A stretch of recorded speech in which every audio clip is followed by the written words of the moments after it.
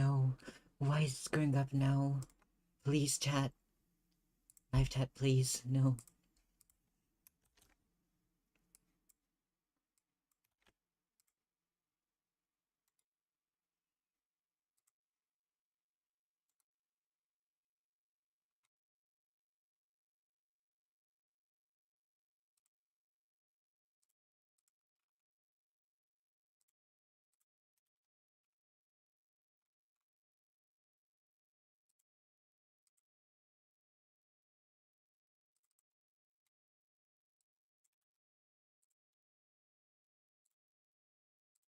What the hell? Why? Why is this happening? Not now.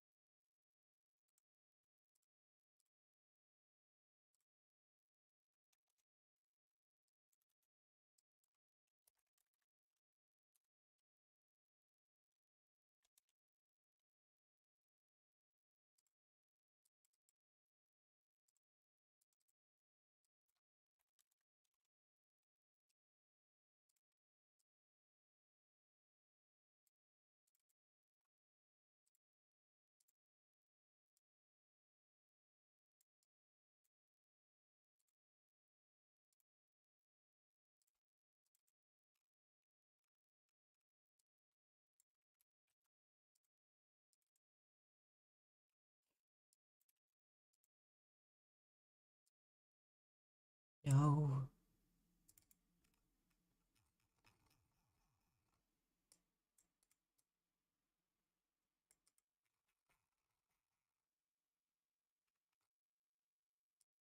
Give me a second, please, chat. Everything's gearing up right now. Not good. Okay, not gonna have this stupid monkey. Alright. Okay. Okay, everything's back in order. Ooh, sorry about that.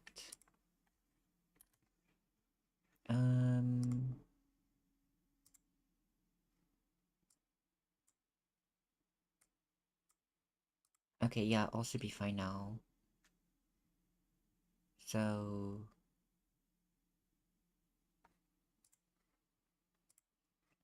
Adventures! Let's go find Fremenade! Over here!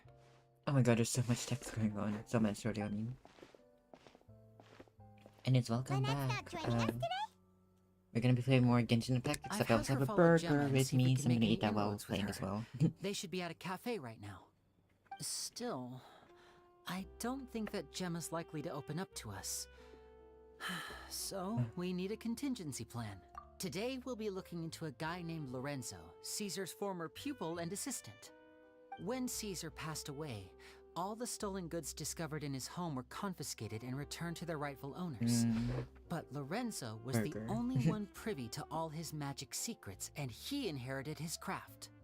Before long, Lorenzo was the next big magician in town, his fame surpassing even that of his master, and it made him very wealthy. He's since left the magic scene, though, and these days, he's a wealthy businessman with his fingers in a lot of different pies.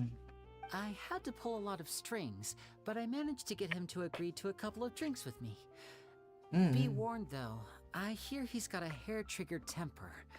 We'd best be careful. Oh, that's something. Let's head back and check with Lapine Pauline. All Maybe right. she'll have an update for us.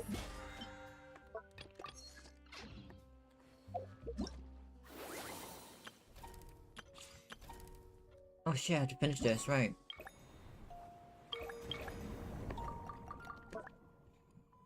So I shouldn't do this first. Let's do this first and then we'll get back to the main story.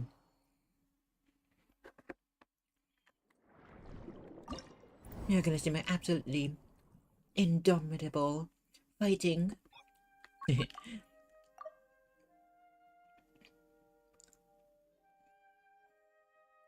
For 20 seconds after pressing see use the system in full chorus, even active catch more than 50% HP. Characters, blah blah blah, 100%. Ooh. Alright.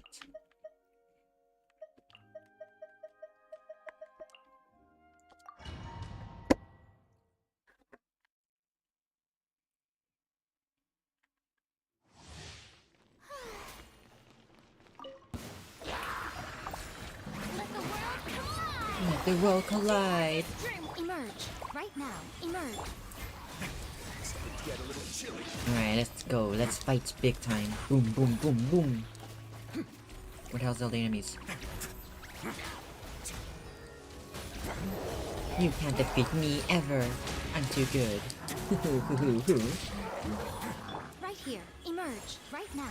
A sight to I'll definitely behold. get the maximum amount of Emerge! points Right here. here! Right now! Go in! Emerge! Right now! On. Alright. Away now.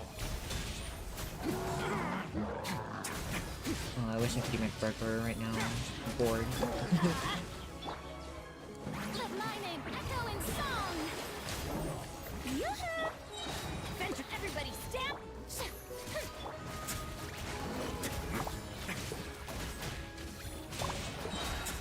Boom, boom, boom, bong.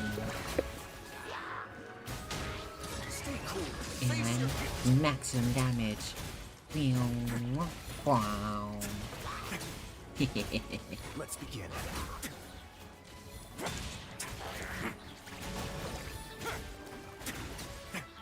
Alright, I think I got enough now.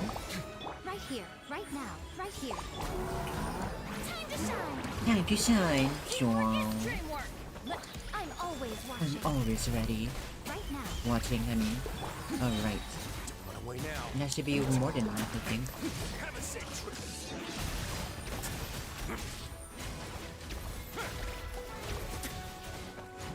Going in!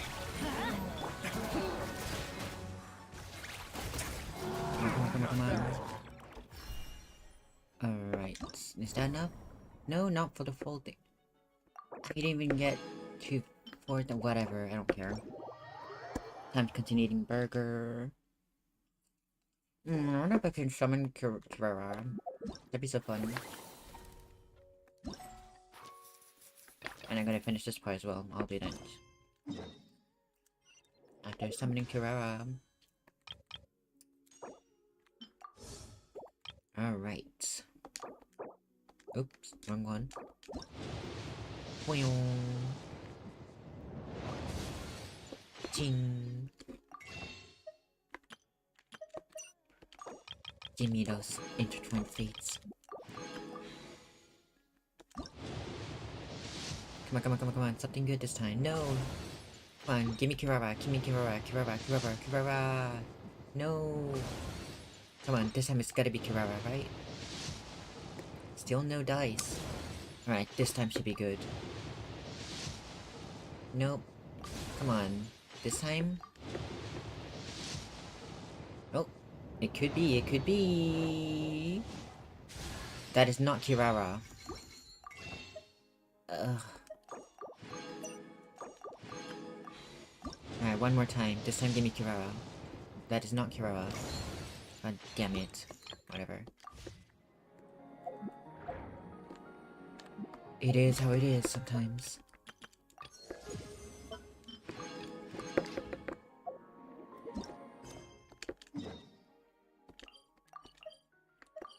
Alright, Fermine, what do you have ready for me? Nurseborg.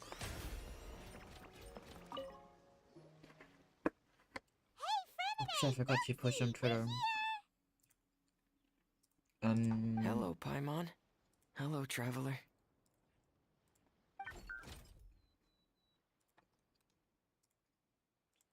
Is the crown ready? Yes, we're just waiting for Zuria now. She hasn't arrived yet. Then let's wait for her a little while. Or actually, maybe we can go find her. It's not too far from here anyway. Didn't she say she just lives on the hill over there? Hey, traveler, Paimon. Oh, and speaking of... Found yes, you yes. two at long last. I'm so glad. Huh? Oh, Why are you here, Miss Delaroche? And what could have happened to us? What could have happened? That water imp Thelxie, of course. After I gave you that commission the other day, I began to get worried and went asking about the boy that went missing. Oh, that? We've got it all figured out now. The boy you heard about was just Fremine. Even the missing fish was his fault. Don't worry, we'll help you get the fish back as soon as we're done with this job. Oh, sorry about that. I've been diving in the area recently. Huh? Fremine diving? No, that's not what happened at all.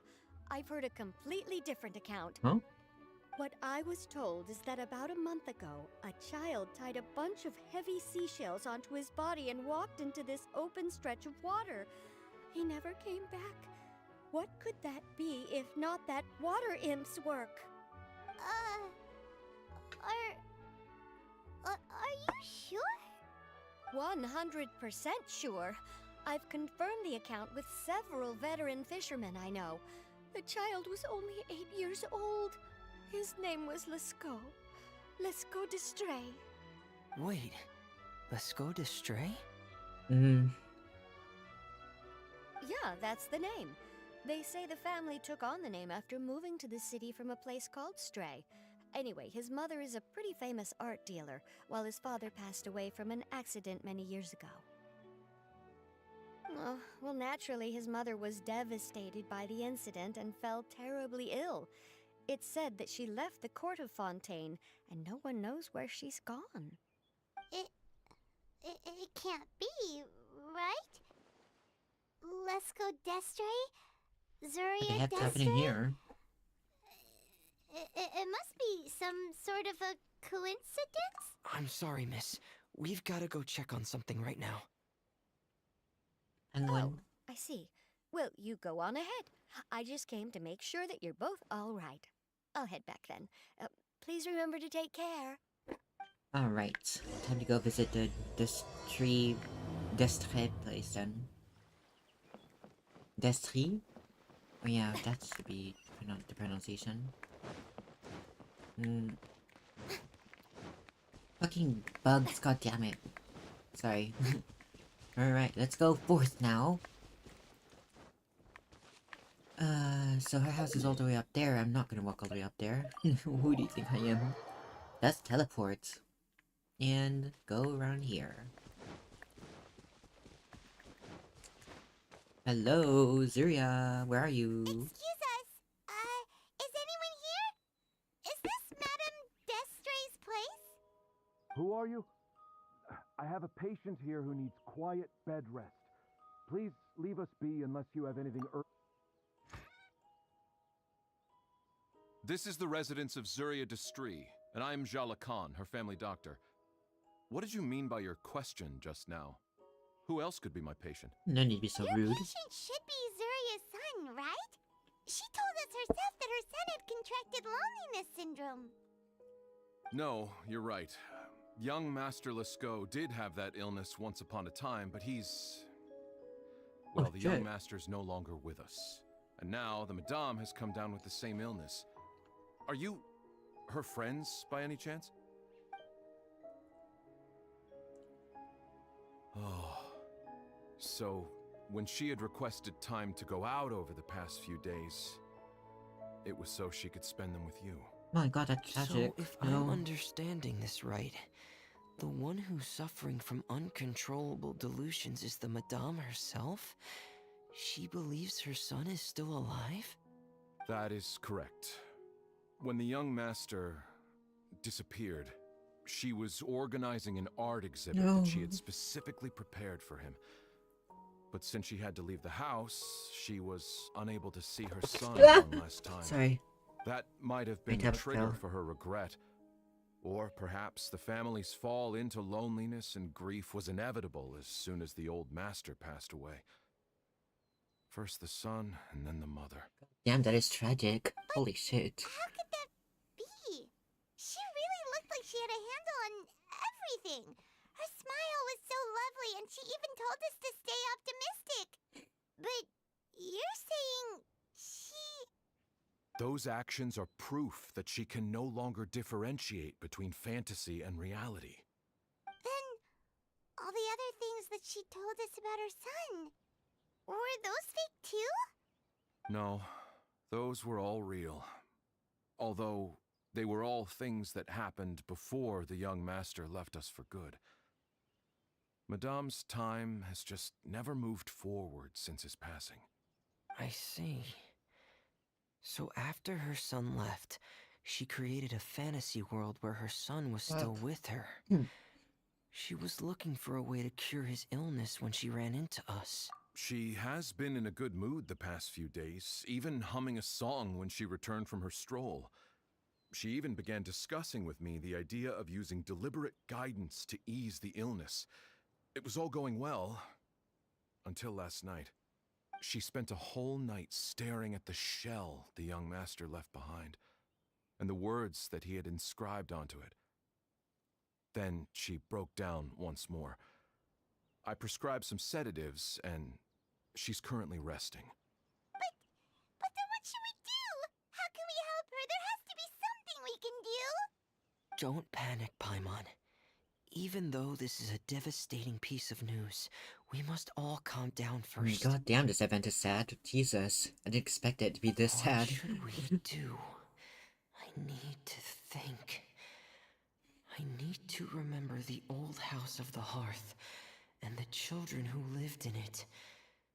Those patients, and what their doctors said back then.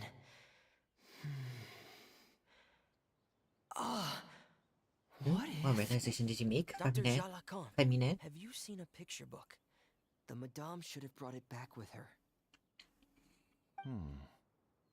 Are you thinking about trying the guidance therapy she talked to me about before? Well, it's worth a shot. I'll go get the book. God, we gotta help her. Yes, this is it. That's right. If what Dr. Jalakon said was true, the past few days have been very helpful to Zuria. So we should So complete this basically journey. finishing up the journey so that she can get better. We need to show her that her child has found a happy ending in the world of her dreams. That kind of wording just made me But in wouldn't my that just make feels. it harder for her to accept reality? One must first face reality before accepting it. The Madame has been Yeah, no, it's not part of the crushed by Ocean feelings Quest. of I'm just doing the grief event right now, and sorry. Can no longer bring herself I get to distracted face easily, so reality. while I was gonna begin doing the Arch Our Conquest, first I priority stumbled would be upon to this. get her out of this state. Right. I'll get to it real quick, I'm Before just finishing today, up here. I had thought she wanted to use Thelxie's fantastic adventures to save her son. Anyways, hi, welcome. But now, I think she might need it to save herself. Yeah, you're meeting the world's most distracted streamer And if ever. we could complete Kidding. it, we should be able to give her some feeling of inspiration and But closure. yeah, I'll get to it real quick Maybe soon those after, so don't feelings worry would too be much. enough to give her some courage to face reality again. There's no time to waste. Let's set off right away. You know what, I can finish this on my own time actually, sorry. I'll get to it after, for now. Anyways, time to get back to the main quest then.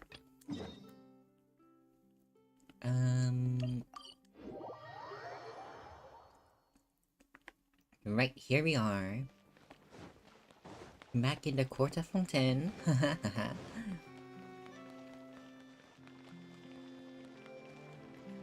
So yeah, last time we left off, we were... when we started off, we were gonna go investigate some person, I think. Huh? Huh? Our names are written in this newspaper. What's going on? Let Paimon see. What's going on here? The underwater stronghold, the Fortress of Meripede, has continued in its noble autonomy, but that does not mean that others cannot interact with it. My recent attempts to enter the fortress bore little fruit. Huh. Oh, it's a Charlotte's Guess Charlotte article. still hasn't given up on that. Thus, did an Outlander friend become the focus of this report. A blonde adventurer with their white fairy, legends trailing in their wake. It is said that this mysterious traveler once visited the underwater fortress. So while the fortress's interior remains a mystery behind closed doors, do not fear, for the Tales of the Traveler contain surprises in spades. Journalist Charlotte's biggest scoop yet. The Traveler's You're still Trail, there? World You're gonna get Walk. spoilers here because I'm way past that now. Charlotte took So, so many awesome photos of us and we never warning even for noticed spoilers them. right now if you wanna do this on your She own hasn't been time. able to get a hold of anything at the fortress, so since we're easier to find, she's using us as the subject matter instead? Ugh, seriously? Yeah, Well, I feel like you fine. should try to Those experience this on your own headlines and photos time, look so cool, so Paimon will forgive her this time. be very careful of spoilers from now on, I guess. You don't mind? Alright. God damn it. I have to continue this quest first. Every single goddamn time. I swear to God. Well, time to continue Lenny's quest first. No. Yeah, this happened last time as well. I'm so mad. Well, it is how it is. Yeah. You neglected to mention that you were bringing 2 other people with you. My apologies. These 2 are my assistants. When they heard that I was meeting with the former Magic Maestro himself, they begged and pleaded with me to bring them along. And if it's no trouble, a couple of autographs would really make their day. Yeah, we're your Forget biggest the fans. pleasantries, just sit.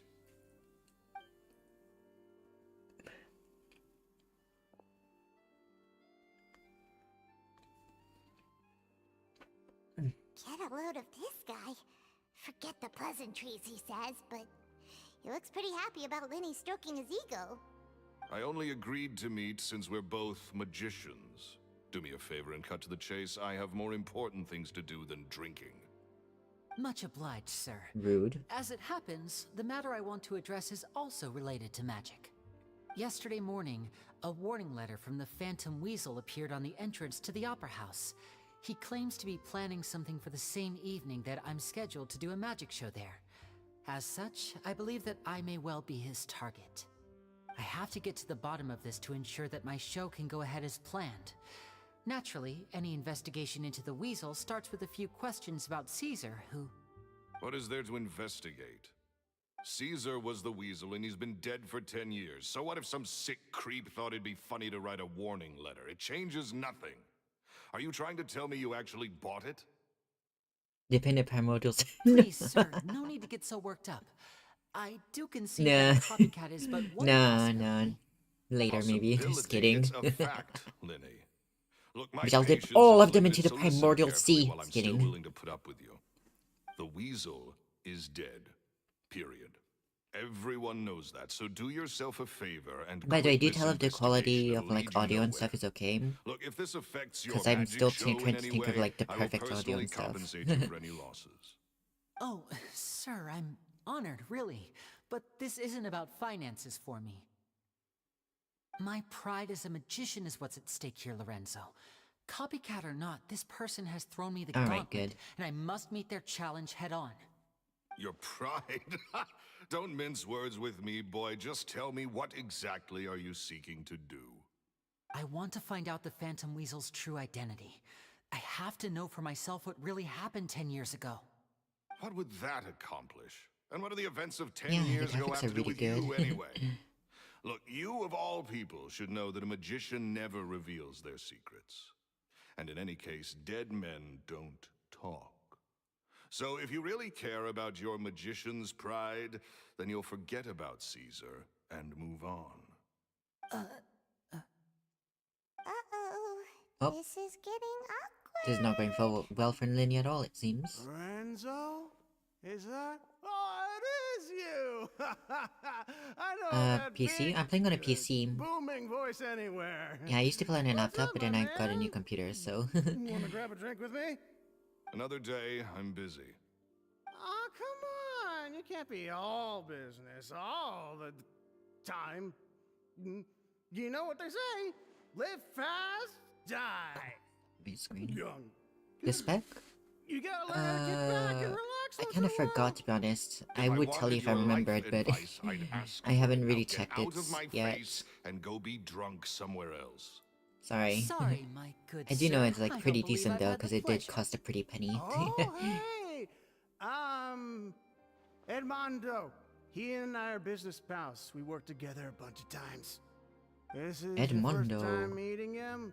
Oh, he's always like this. Foul-mouthed and hard-nosed. Never heard a kind word out of this guy the whole time I've known him. And he wonders why he Oh my can't God. get a girlfriend, despite being, what, pushing 40, 30, something? Anyway, point is, a lot older than when he You just first called him got rejected pitchless. by the girl he was into. And is still into, from what I hear. Shut up and get out of my face. Another word out of you and you can forget about doing business with me ever again. Do I make myself clear? Sorry, I may have had a little too much to drink. All right, I'm gonna leave. Don't work too hard. See, Edmondo, I love you already. You're so funny. I think it's high time I made a move as well. If you really want to investigate this, Linny, be my guest. I know, P. But if nothing good comes of it, don't say I didn't warn you. Alright, that should be enough, right? Well, that fell to pieces in a rather spectacular fashion. Any thoughts? Well, first of all, this really did not go well. Totally. And what was all that about compensating you for your losses? Why would someone you just met make an offer like that? He's gotta be hiding something. And not like Gemma. She was a little suspicious, but this guy's definitely covering something up. I think so too. We need to look into Lorenzo more closely. That guy Edmondo seems to know a thing or two about him. He only just left. Let's see if we can catch up with him. Alright, we'll do that another time, because I am busy doing something else. What the hell? Fine, I'm gonna go find Edmondo, whatever game. Whatever you want, game. Whatever you want. And I've gone a bit too high. Damn it all. Where is this guy? He's outside? Damn it. Alright. Yeah, that's just how it is. Okay. Hi, Edmondo.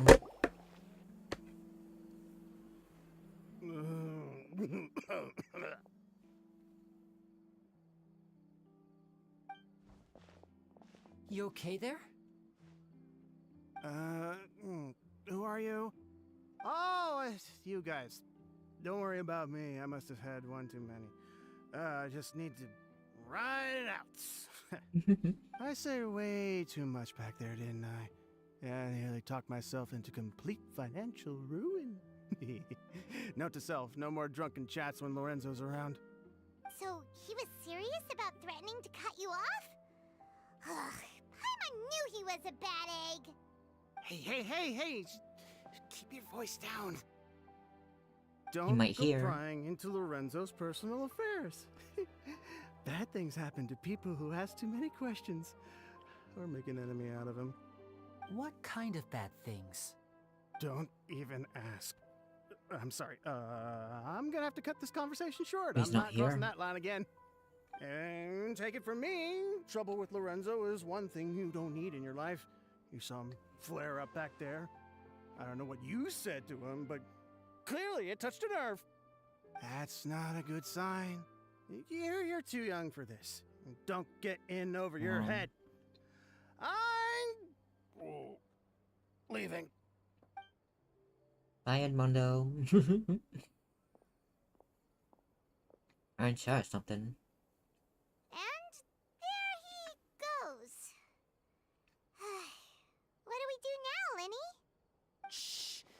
I think we're being watched. Hmm? Someone was listening in to our whole conversation. Don't say anything and don't look back. Any altercation in the city will attract the guards. We'd better take this elsewhere. What the hell was that?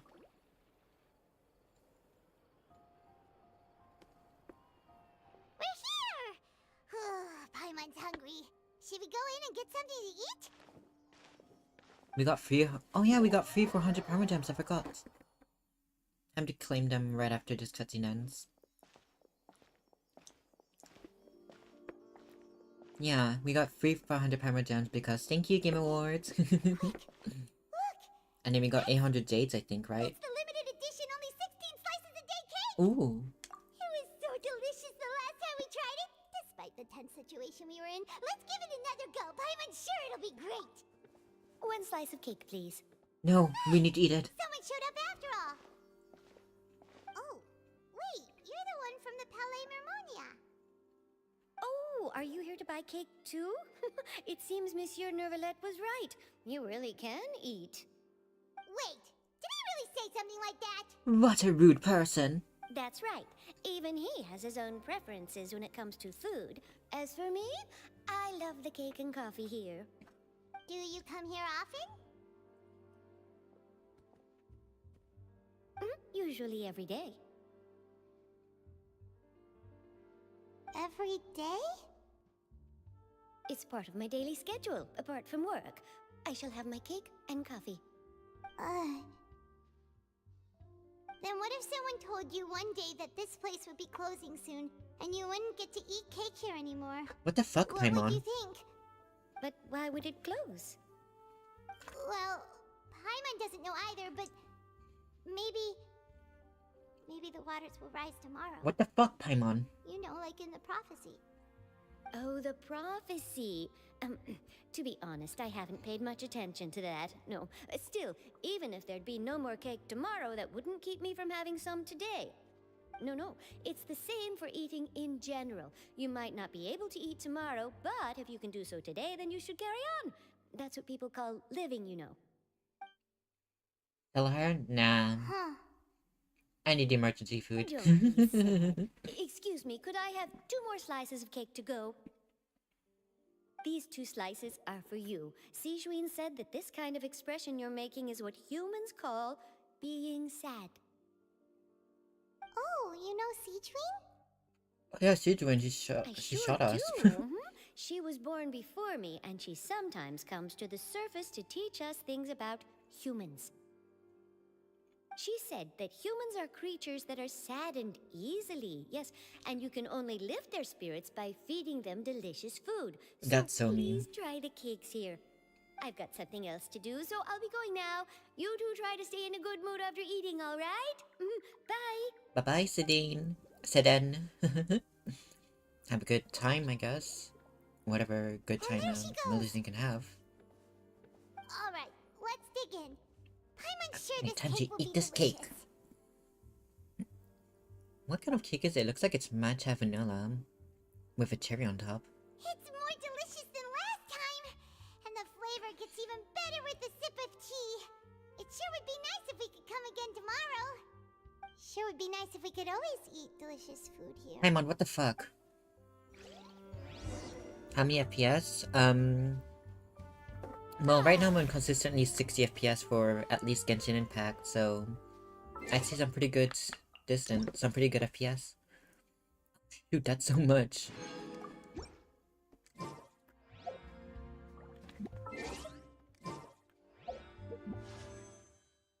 Alright. Time to do a bunch of summons.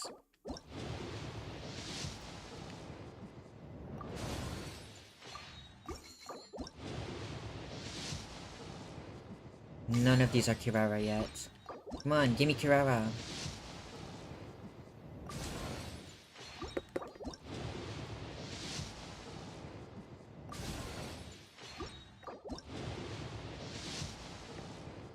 Come on. Come on. Don't be like this game. God damn it. Damn. No Being Kirara too yet. popular can be such a hassle. Who knew that Okay. people would adore me so much? Classic gacha gaming, yeah. Oh, It just is how it is. let's go look for You keep Charlotte summoning and Chat. you don't get the character you want. Instead, you get a character you already have 6 times over. Oh, hey Charlotte. What's up? Why, Wow! If it isn't the Traveler and Paimon! Oh, have you seen the article I wrote about you? Ha! You've got some nerve! You just used us to make some quick mora! Yes, please give me royalties. Oh, you needn't worry about that. I heard that you were in Poisson some time back, so I sent you a letter to discuss just that. It appears you didn't receive it, though. Yeah, Poisson's a bit, It's all right, though. I've set aside the amount intended for you. I've even set the table with some Oh food. shit, really? Really? Oh, you're Thank you, Charlotte. Holy shit. You're almost a little too easy to win over, Paimon. If I were a journalist with ulterior motives, you'd be in trouble now, you know. Oh, Paimon knows you're not like that. Hopefully. Still, what brings you here all of a sudden? Were you looking for me? When Mona mentioned you, we thought of coming to see you at work. I see. It seems you've already bumped into Mona here in Fontaine. So she mentioned me? What did she say? She said that you're a real daredevil of a journalist. Daredevil. That's quite a Nice. wording. In which case, can this daredevil journalist dare to request an exclusive interview with the legendary Traveler and Paimon? Huh? So your article in the paper today doesn't count? Oh, of course it doesn't. That was more like live photography. What I'd like to do is dive deeper and ask you to talk about the things you've seen and experienced. I don't know, actually. I don't remember. I think we got information she didn't want, but Yeah. I Are we even I don't. qualified enough? No, I don't think we got information. If I don't say think we you're worth relayed an information to her interview, yet. then you're Nope. worth it. But So maybe not this right now, interview of is for course. that. I'll need a few days to prepare. Oh, in that case, we'll just chat when you have the time then? Oh, so that's a yes? Ooh, splendid! I'll tell the editor-in-chief immediately. I'll have to apply for lighting, a venue, some props, and... What kind of interview is this? Whew, so much to get done now. Talk to you later. Wait, Charlotte, Paimon's still got a question for you. And what's that? If, just for example, Paimon, what the Fontaine were fuck? to be flooded tomorrow, what would you do today? Huh. That's the prophecy you're talking about, isn't it? I mean, I do hear about it often, but I've never once thought that the day could be tomorrow. If you're seriously asking, then I might try and think of a way to leave Fontaine. Oh, but I'm still a journalist first and foremost. That means I have a duty to be reporting from the scene. And secondly, I wouldn't forsake my homeland that easily. Why is she asking random From people what this I've seen, question? most people don't know what they'd do should the worst come to pass. In truth, it might be better just to behave like normal rather than worry over such an end. So in all likelihood, I'd probably still be prepping at the office for that interview of ours. I know what you're thinking. That sounds a bit sad, but I've always believed that it's best to do what you enjoy. Just think about it. If this nation really were to be suddenly destroyed tomorrow, but I still successfully finish an exclusive interview with a truly unique person, then the story I would wind up writing would truly be timeless. And then do you know what I'd do? Well, I'd write that story, send it for printing, and use messenger pigeons to get copies out to the various nations as soon as possible. I'm not a dreamer, nor am I a workaholic, but I do love my job, and I'd be proud of leaving such an article behind. I guess you could say that I was born to be a journalist. What a way to view But anyway, this. that's my answer. And on that note, I'll get back to my preparations. So her answer That's to so nice. All of a sudden, Paimon actually kinda envies her. Anyway, let's go and that's take quite a look way at the to sea, look at shall we? things, yeah. I never expect this kind of answer from Charlotte.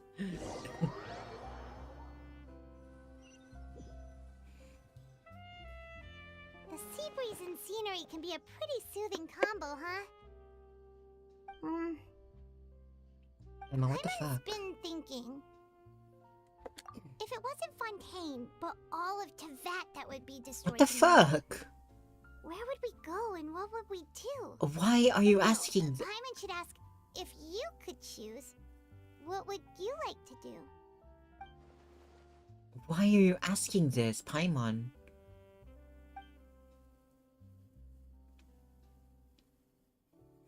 We've always been moving to the next destination, so we haven't spent much time thinking about these kinds of things. We didn't have to either, with us always being on the road and whatnot. You mean, still traveling? Huh. Wait, isn't that what we've always been doing? What kind of questions are you asking, Paimon? The next few days are just as calm. Charlotte comes to find you and conducts an interview in the Spina di Rosula safe house at the Fleuve Cendre. Navia, having finished her business at Poisson, even drops by to take a photo of the two of you. All goes well.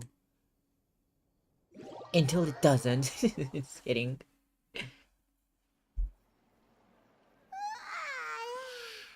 Feels like he'll grow mold. if Ew, we that sounds stay here horrible. long enough. Grow mold? But it's still better than the Fortress of Mirapede, that's for sure. It's not only damp there, Yeah, salty it's too. kind of easy to guess what's going to happen with the way everything's said. Ah, so the two of you are still here. Wonderful. Oh, you're from the Palais Mermonia, aren't you? Yes, I'm Isadora. Monsieur Nervillat sent me to look for you two before. I heard that afterward you went to the Fortress of Meropide. Yep, we went to the Fortress of Meropide. Not at all. I'm well aware that you're friends of his. Actually, I'm here to pass along a message from him. Did something happen? Yes, inside the Opera House. The Maréchaussée Phantom has declared the incident a small-scale riot. What? A riot? Riot? Well, that said, I don't personally think it was that serious.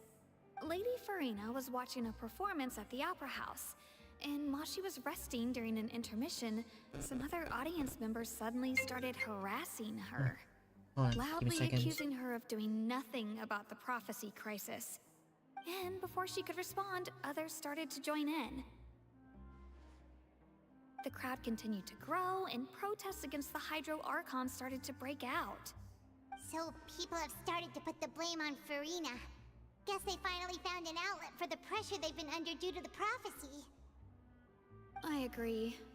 People will naturally rely on gods, as is customary. But the moment people feel threatened, gods are also the first to be blamed. So what happened after that? Is Farina okay? Seeing that the situation was spiraling out of control and that further argument was pointless, she claimed that she'd gotten tired of this and left in a hurry. The Maréchaussée Phantom had their hands full maintaining order and did not catch where Lady Farina had gone. Only when things had stabilized did we realize that she had gone missing. So, you mean she's still missing? That's right. The Maréchaussée has dispatched many people to search for her, but Alright, we sorry, don't have back. any leads yet. That said, I don't think there's much to worry about. She Where the is a heck did she god, go? after all. Even if she were to fall into the hands of rioters, what could ordinary people do to her? Good. Monsieur Nervillat sent me to tell you about the situation, but he didn't say anything else. Don't worry, this is more than enough to go on. Thanks for keeping us informed. Ah, is that so? Well, all right then. In that case, you two take care. I'll be heading back to the Palais now.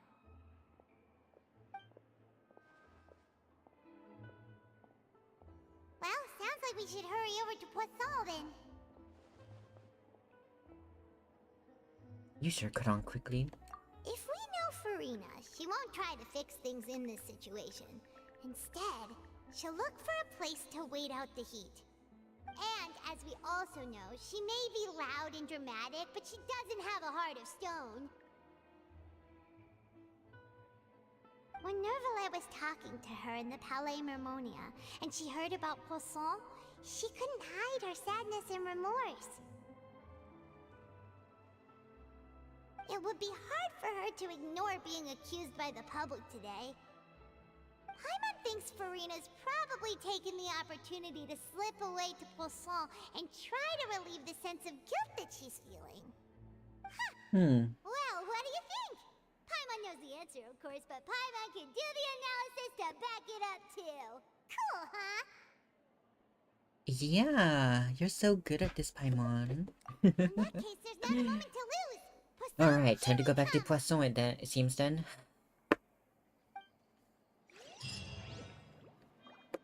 Farina's right here. Just kidding.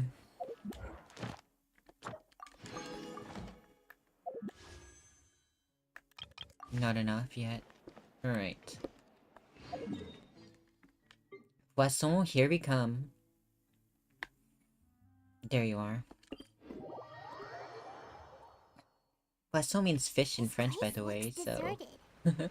Guess all the survivors must have evacuated already. All that's left here are signs of devastation. Who are Will you? Farina really be here? Let's try to find her as soon as possible. Everyone's supposed to not be gone from here. What are you doing here? Oh, she's just saying... Go away or something. Makes sense then. Alright, let's go.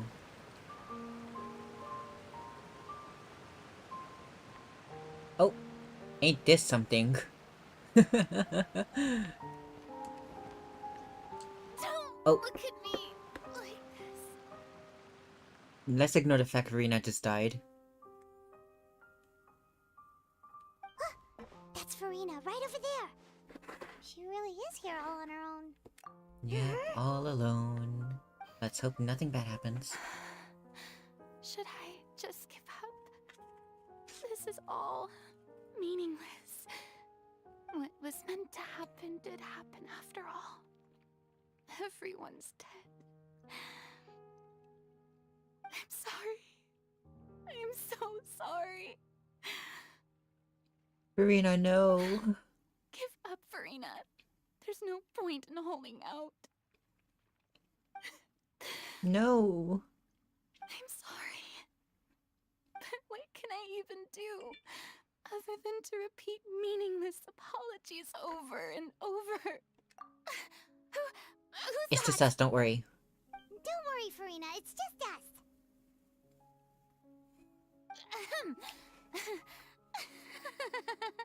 So it is you, blonde traveler from another land. Why, I almost thought you were someone from that mob of my ignorant subjects. Come to kneel and beg for my forgiveness. Farina, you don't Farina, need to continue acting. you were crying just now, weren't you? The tear stains on your face are obvious. What do you mean, tear stains? Oh, I remember. The show at the Opera House earlier this morning was so moving. I'm still trying to process it. Right. Who did that uncivilized rabble think they were? Disturbing my enjoyment of the arts. Sure. They even dare to tout their archon. I must teach them a lesson. I can just imagine their twisted and frustrated faces once they realize that I'm nowhere to be found. Oh, and I'm sure Nouvellette and those people from the Marche Chaussee Phantom are freaking out right next to them, too. Uh-huh. Stop trying to act so tough, Farina. I... Show your emotions. Of course Now! Hey, there she is! The Hydro Archon's over there! Oh. Who the Quick, fuck are these after her. guys? Oi! Get away from Farina! Farina, those people seem to be after you. They are...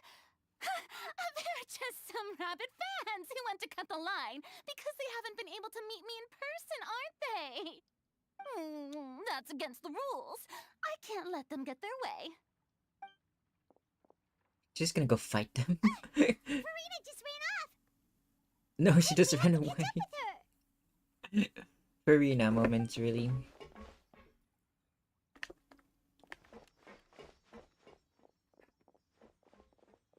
Where are you going?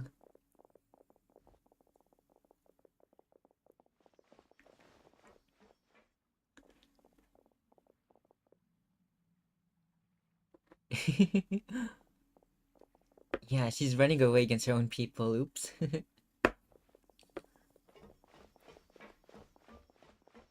should be the place, right? Hey, Farina!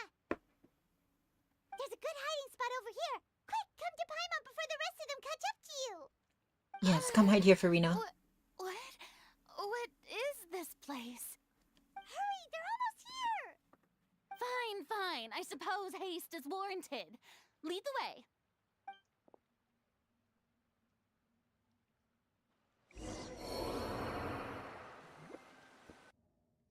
Somebody just fucking died instantly there.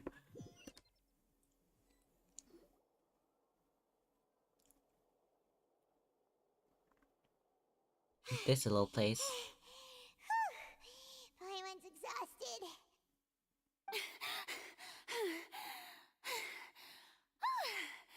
I'm so tired. I totally thought they had caught me.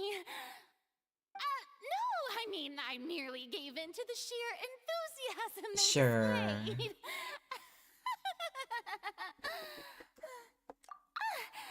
You're right. Yep, that's a good girl. Huh? What the fuck? Are we gonna die here? No, please, no. What's happening? The ground's shaking. Is it an earthquake? Another disaster just struck, I suspect. Yeah, a quake of this kind preceded the flooding in Poisson, didn't it? It can't be. It's happening again. Where is it happening? Well, there's no need to worry too much about that. Novelette's made some emergency plans, so the evacuation should go a lot smoother this time. Yeah, I hope you're right. But the people of Poisson, they've already...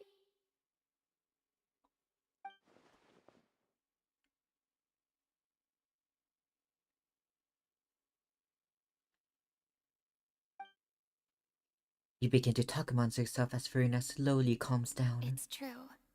I've been investigating the prophecy for hundreds of years. I once had informants all over Tevat, searching for clues and feeding information back to me. I've tried all kinds of ways too to hold back the sea. Anything to keep the coastline from advancing. But all my efforts proved to be futile in the end. Really, the truth has been clear to me for a very long time. Delicious? No. We cannot make an enemy of the divine. No matter what we do, the will of the heavenly principles will have its way, and the prophecy shall be fulfilled. Give up. I do love the sound of that phrase. It would mean finally coming to terms with fate. But Farina, also, don't give up. Goddamn. for me to Please. finally be free. That would also mean that all hope would disappear. Indeed. I've thought about giving up so many times. Especially after we almost lost Poisson. Fate is really unreasonable, isn't it? It has no heart and obeys no rules. The prophecy has only just started to come true, and so many people have already lost their lives. But just now, it all became clear to me. I still don't have the right to come to terms with fate on behalf of everyone else. As long as the final moment hasn't come, it's still not too late. Don't worry. I will keep hope alive for everyone Yes, Farina. until the very end. We can continue trying. Please don't give up already. Well, that's enough for now. I got the impulse to play the stricken maiden, but honestly, considering my rank and station, And that there she wasn't goes a good again. fit at all. Don't take any of what I just said seriously. How could I possibly let Fontaine fall to the whims of trivial prophecy? Come on! Paimon could have sworn you were actually being honest just now. You dissolve the people? No! Maybe this is why the Archons are always kept in check.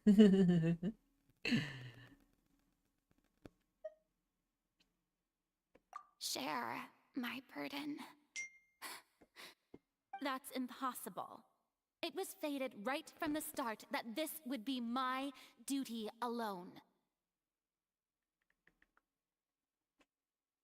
Even if a burden doesn't need to be shared, you can still choose to confide in someone.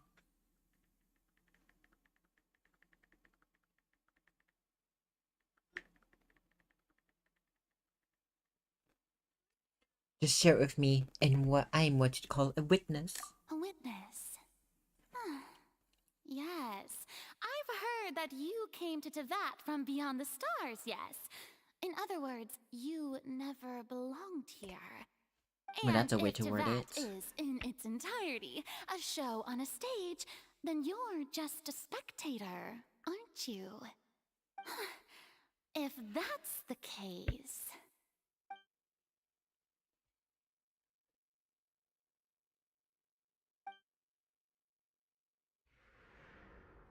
cutscene.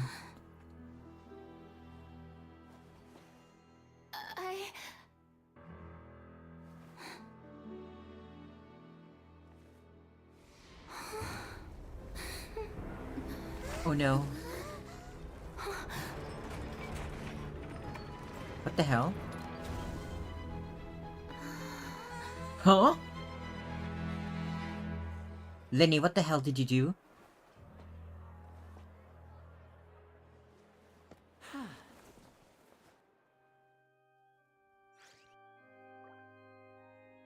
Ladies and gentlemen, this concludes my opening performance. Now, without further ado, we may proceed to the trial of our god. What the fuck? So, this is what it is. Yes, you deserve praise for the effort you took to raise the dramatic Oh, stakes. I remember. Alright, Do yeah. not forget, however, that I am Fosalor, the god of justice, the embodiment of justice itself. Does it not strike you as even the least bit absurd to bring the very concept of justice to trial? May I interpret these words as your refusal to stand trial? So to clarify what happened, basically this entire time we were like setting up a whole like trap to get Verena into the to get Verena on stand to like talk about the prophecy and stuff, and we just caught her. In that case, you will have the opportunity to defend your honor through a duel. Oh shit. You would draw your blade against a god? Oh, she would. I see. It seems like you have made up your mind.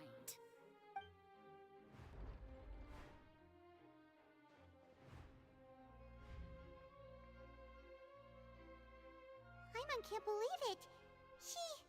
She just surrendered. No fighting at all? What the heck is going on? Did I just see an Archon surrender to a human? Wow, how utterly humiliating. Lady Farina, what is the meaning of this? It would seem that there has been a misunderstanding.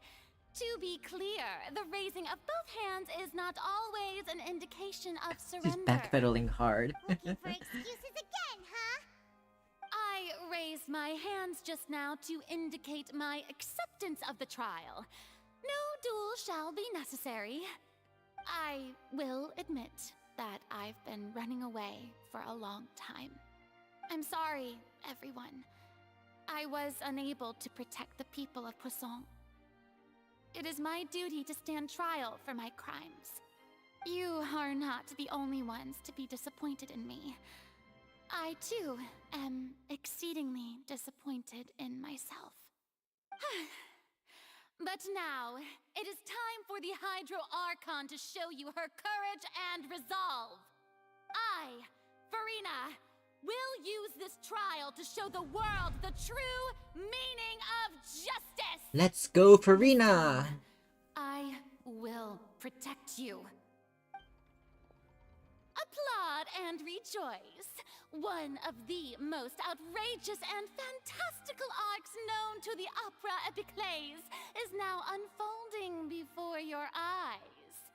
Mark my words, this shall be one of the most exhilarating and brilliant shows ever to grace the stage of Fontaine. The trial of the Hydro Archon, Fosalor, will now begin! Woohoo! Oh, now we're making history! Why does it feel like Farina just took over the whole thing? She just derailed the entire thing, yeah. Did she just get forced to stand trial for her crimes? Also, even though she's still acting super dramatic, she is taking this seriously this time, right? All right, then. Who will be my opponent in this trial? The court asks the prosecutor to please take the stand. Oh, I see Lynette in the background. Hi, Lynette. Is that so? Very well. Then please speak, witness of Tivat, my accuser and fated opponent. You were so close to getting her to tell us the truth, and it still turned out like this in the end. It's okay though. As long as you can defeat Farina in court, we'll still have a chance to figure everything out. Alright, time to defeat the Hydro Archon and Ace Attorney. Also, please allow me to ask, as a final question before the trial begins. Just how much work did you do to force me onto this stage? Well, we did do a lot of prep after the meeting that day.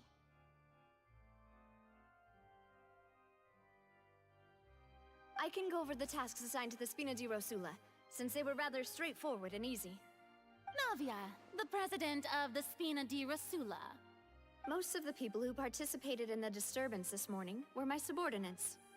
They changed into plain clothes and came to the Opera House as regular audience members, waiting for the perfect opportunity to incite insurrection against you. The people's resentment against their Archon has been building as more and more of the prophecy is fulfilled. A spark was all we needed to turn smoldering anger into a flame. Moreover, according to our understanding and analysis of you, when something like that occurred, you would likely flee the scene and head to Poisson by yourself. Huh. So, we arranged for a second group to lie in wait there. So, you mean, the ones who scoured the settlement for me were also from the Spina? And their goal was to force you to step into the giant magic box so you may personally participate in the greatest magic performance in all of Fontainian history. How did you get this? That house was a magic box, rather than someone's residence. How did you get the As the entire super house in? ultimate version of the setup that I used when I first performed at the Opera Epiclese, the volume of the box was increased by a whole order of magnitude, and the distance it traversed was the entire gap between Poisson and Areneas. Its cargo, of course, was an Archon instead of a human. My thanks, Farina. Without your help, we could never have pulled off such an extraordinary performance. You're welcome? Of course, this performance was only made possible with Father's support. The House of the Hearth spent a massive amount of labor in Mora to pull this off. We had to select a location, construct the giant magic box, dig a tunnel, and open up a path through the water. It was a lot of work for all of us. So, in other words, the earthquake that we felt within the giant magic box was just a normal tremor from the transportation of the whole house? That's right. It wasn't a sign of another disaster to come. Sorry about that. Then, I can guess Nervilette and Cloran's parts. You gathered a crowd, prepared a stage, and made sure that the champion duelist would be immediately ready for a fight. Also that as soon as I appeared on the stage, the trial may commence without a hitch. Am I right? Yes, that is correct. Well, Clorand, I must commend you for your courage. Only the most outstanding champion duelist in all of Fontaine would accept a duel with an Archon without flinching. Thank you. As for you, Traveler, I suppose your role was to keep me distracted with conversation once you found me in Poisson. You'd make sure that I didn't notice anything amiss before revealing yourself as my prosecutor once we'd arrived onto the stage. Wrong. Oh? My mission was to give you one last chance. We hope that you share your secret of us before the magic box arrived onto the stage. Is that so? Then I suppose I must have missed my final chance. It's fine. It matters not. What's done is done. Hello. The stage is already set, so there's no reason to disappoint What's the up? audience. Let's see this trial through to the very end.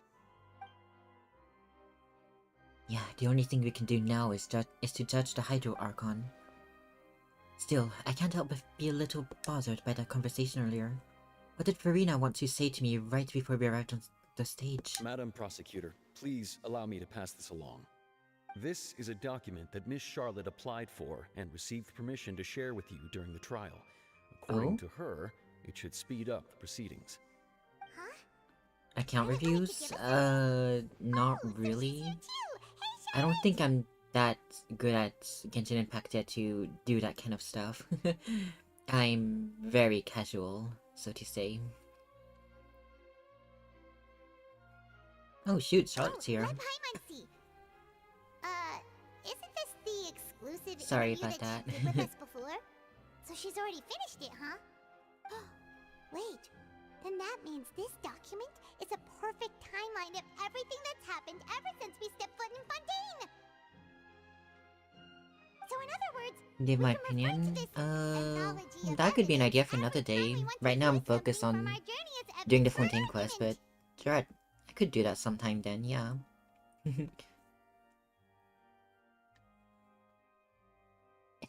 I never would have thought of using it this way. let's quickly confirm the information in it. Just think of it as a refresher, alright? You defeated the Alright, Hydro let's see. Archon in the very first duels you took part in at the Opera House. That's one for the history.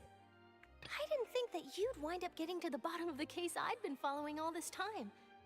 I guess you could also see this as a happy coincidence. This is the first time Monsieur Nervillette had a difference of opinion with the Oratrice. Even the Hydro Archon can't figure it out. A Fatui Harbinger.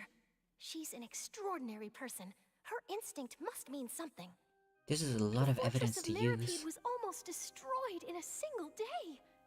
That I didn't witness that scene personally will always be a source of professional regret, I think. Charlotte, I don't think you want to. I wanted to be there. According to Monsieur Nervillette, both Child and that whale should have been in the primordial sea at that time. I nearly lost my awesome friend Navia. To be honest, that still gives me shivers. Yeah, that was something, alright. The words of someone as extraordinary as a witch can probably only be truly understood when something surreal happens to you. Alright. That should be all the evidence reviewed. Now let's get to the trial. The prosecution and the defense are both in position. The trial shall now begin. Oh, come on, Nervillette. There's no need to repeat all the unimportant legalese. Just fast forward to the part where the prosecution lays out my offenses.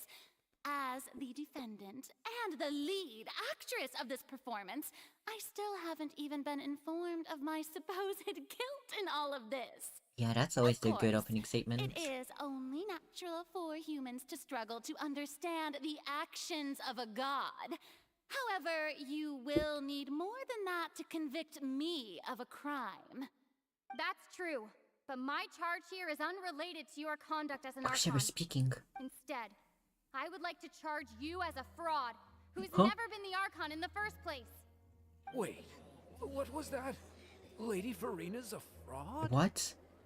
Hey, I came here thinking that we were going to try the Hydro Archon for forsaking her duty, but did I hear that right?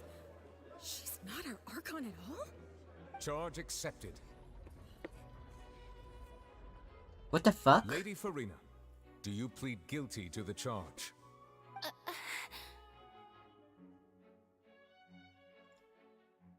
What kind of Lady accusation is this? I plead not guilty.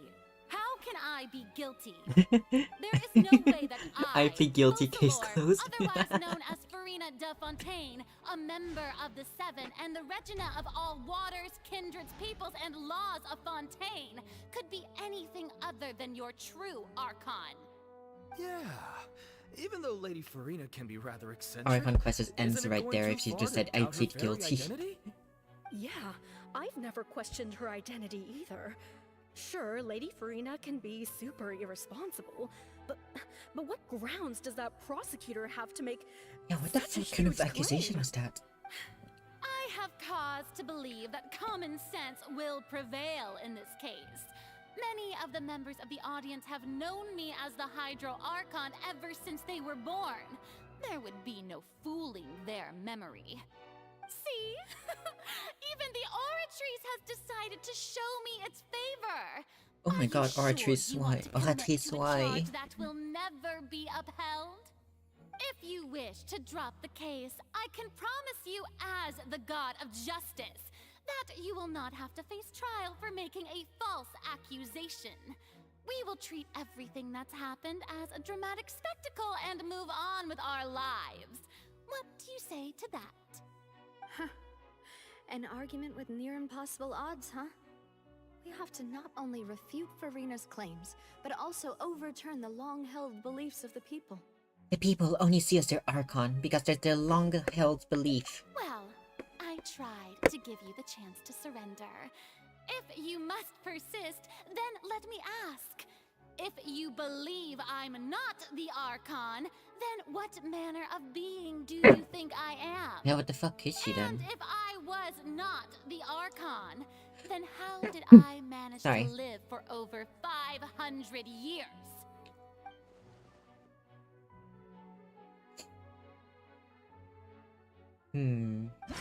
Oh.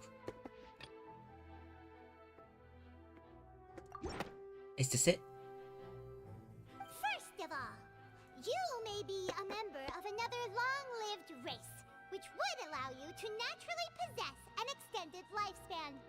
And second of all, even if that wasn't the case, there could be other ways to extend your life. Such as a curse. Who gave you that idea? Was it the knave? You'd sink so low as to use a harbinger's words against me. It doesn't matter who gave us information. What matters is the veracity of the claim. A curse?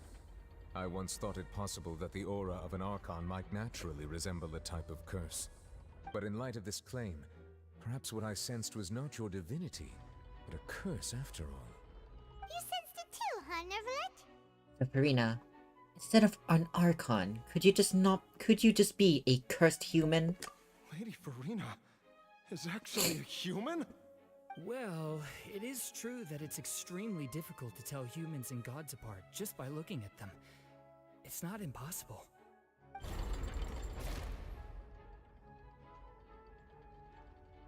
Well, don't start celebrating too early now. Even if I have been carrying a curse like you said, how does that prove that I am merely a human being? Besides, everyone knows that the main difference between a human and a god is the possession of authority. Gods can do what humans cannot. That's why they're worshipped as gods. For centuries, manifestations of my authority have served the nation of Fontaine. One need only to turn their eyes towards the Oratrice Mécanique d'Analyse Cardinal in this very opera house, or consider the endemnitium that is used in every aspect of life. Wait, that one troll proved the opposite. Farina actually has no control over the Oratrice at all.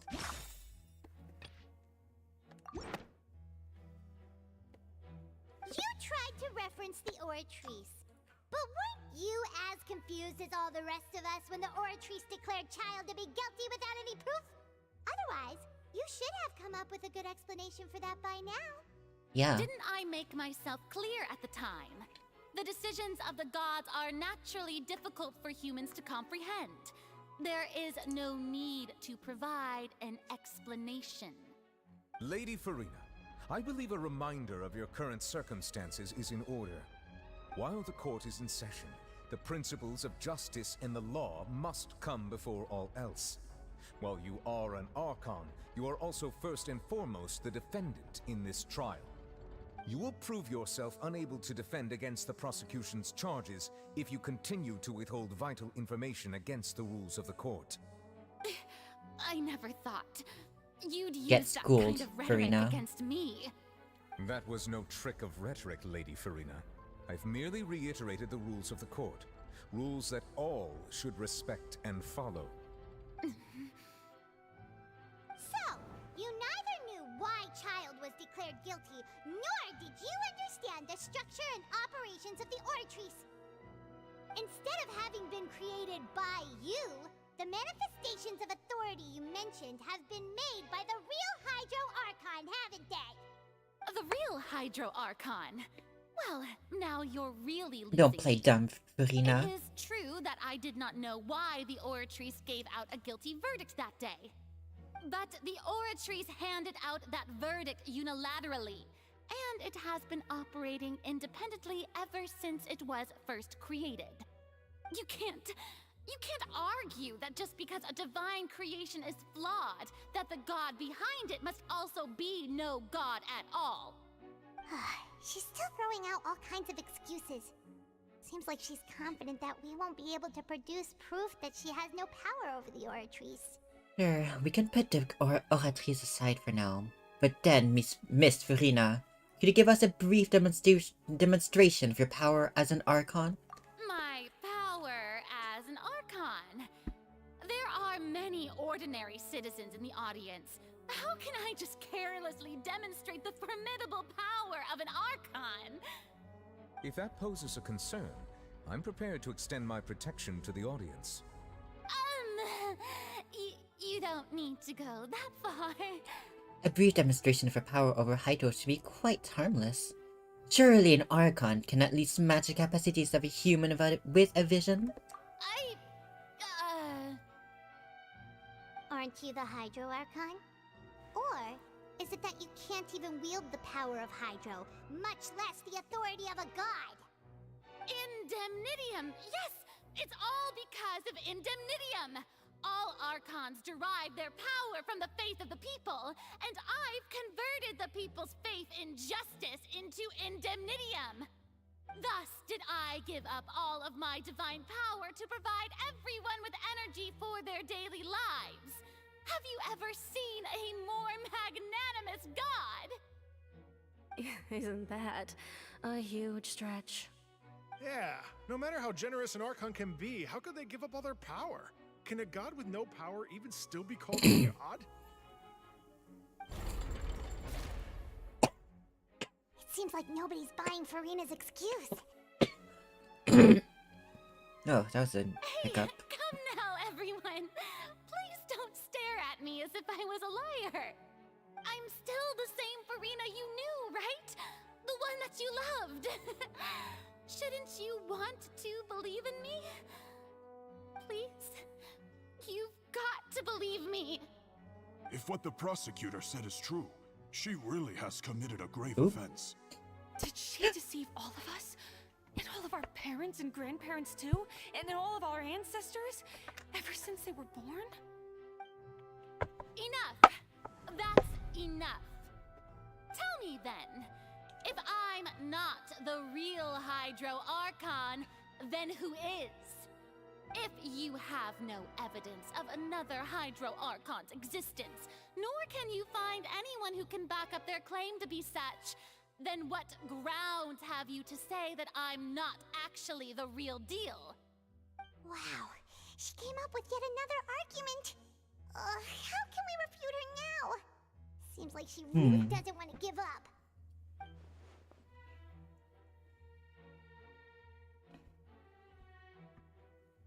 If we can't prove that she isn't the Archon, we can try to prove that she's just a human. And if she's only human...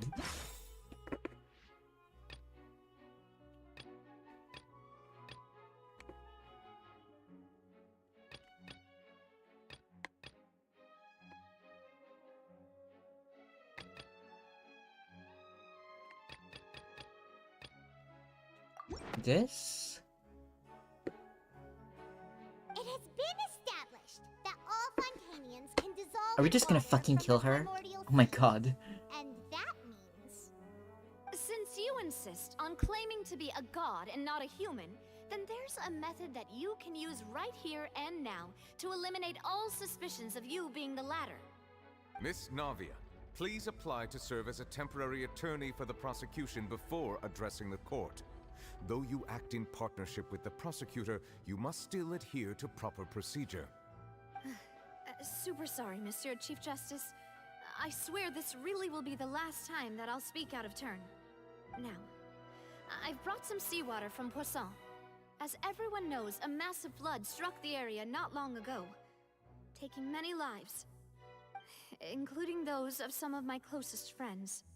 So, Miss Furina, would you dare to touch some of this seawater? If Oh, we shit. Are to believe that you are indeed the real Hydro Archon, touching this seawater would have no effect on you. All it should do is strengthen your case. But if you don't dare to touch it, then we would have basically proved the reverse. Oh, and I must remind you that after the disaster at Poisson, nobody wants to see any more people dissolve. I do hope you'll act prudently and choose the simpler path of admitting guilt. Navia from the Spina di Rasula. The Spina has governed Poisson for many years. I guess her suggestion is valid. If Lady Farina is indeed just a human, she's probably Fontainian like all the rest of us.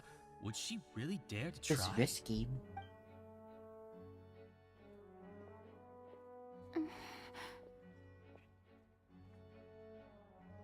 Come on, Farina. Don't do this. Farina? Lady Farina, this test has been unilaterally proposed by the prosecution.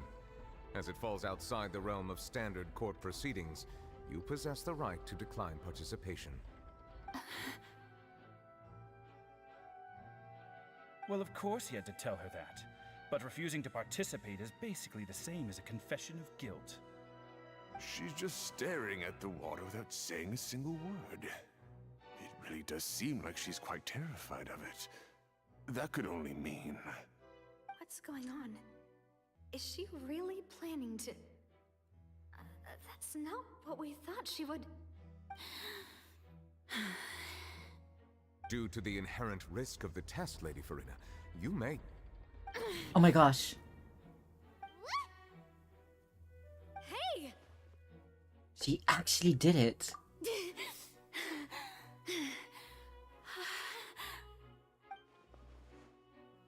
I'm fine! Look at me, everyone! My hand is still here! I haven't been dissolved! Will you believe me now? I really am your Archon! I'm nothing like a normal human who would fall apart as soon as they touch this water! Really? Was this not the most obvious thing in the world? Well, our entire Miss argument Siegwin, fell into the water. If you're present, Miss Siegwin, please come forward and attend to the defendant. Siegwin? Don't be nervous. It'll just take a few seconds. Let me see. That should be enough. Please announce the results of your evaluation to the court, Miss Siegwin. As everyone doubtlessly saw, Miss Farina was displaying symptoms of hyperventilation and flushed skin. These indicate that she was experiencing the adverse effects of exposure to primordial seawater. The extent to which she was affected is the same as other humans when exposed to primordial seawater of a similar concentration. Thank you, Miss Siegwin. Lady Farina, you may return to the defendant's stand. Oh wait, what did she just say? I didn't get dissolved! Shouldn't that be enough to prove my innocence?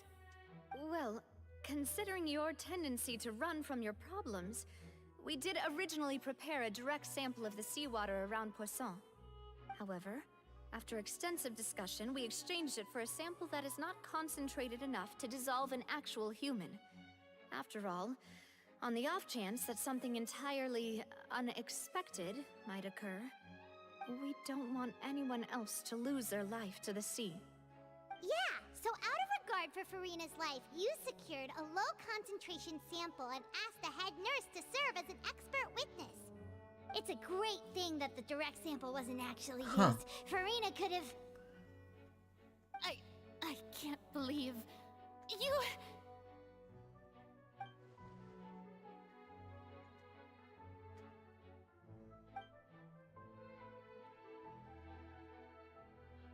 Huh? But hadn't she given up on everything a long time ago? Listen to me! Listen to me, everyone! Please don't give me such cold and disdainful looks! What happened just now didn't prove a single thing! Think about it! How can you conclusively prove that an Archon can't also be affected by the primordial seawater? Also, if I was really just a human, why would I dare to just put my hand in that kind of water? Sounds desperate. Please, everyone, anyone, just listen to me. I swear, I really am your Archon. Not my Archon, just kidding.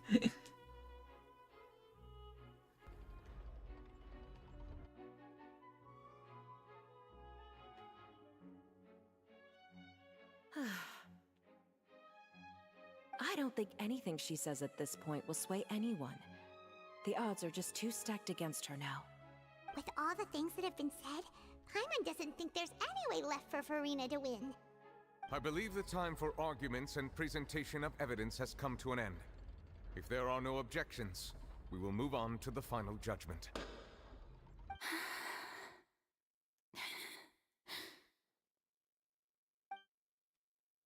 What's happening? Anything she says at this point will sway her. She's too stacked against her now.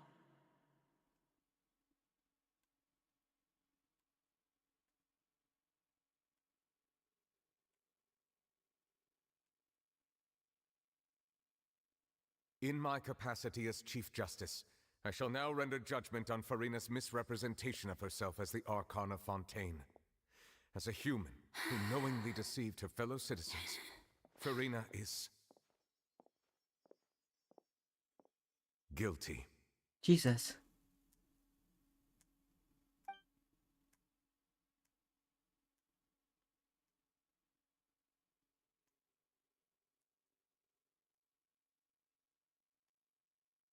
We shall now turn to the Oratrice Mécanique d'Analyse Cardinale to render the final verdict on the charges. Alright, Oratrice Mécanique d'Analyse Cardinale, tell us.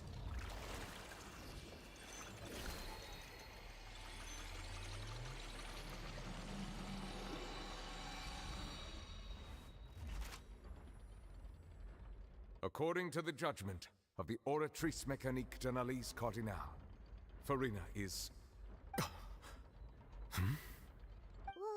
what's wrong? What's the Oratrice's verdict? It can't be. Did Oratrice declare Farina to be innocent? No. The Oratrice also displays a guilty verdict. Isn't that correct then? However, the exact wording of the verdict is thus. The Hydro Archon, guilty, to be punished via the death sentence. The what? The death sentence? That's actually one of the available sentences? I've always thought that it was just a myth. The one and only time the death sentence has been handed out at the court, and it's been given to the very person we've worshipped as the god of justice? What an unexpected twist. What? Farina's been sentenced to death by the Oratrice?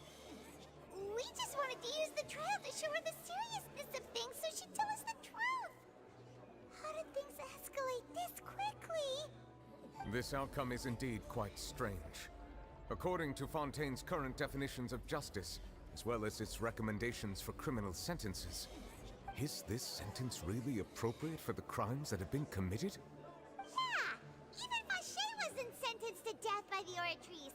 You know, the real evil mastermind behind the serial disappearances case.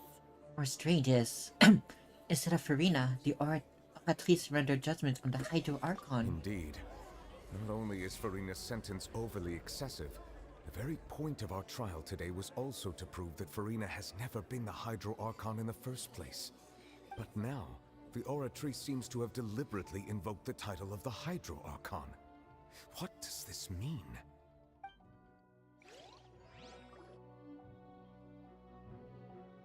What the heck? Excuse me, if I may interrupt. Is the trial still going? Fremine! You finally made it. I assume this means you've completed your mission? Mm-hmm. Any mission Father assigns to me will always be top priority. What's your mission?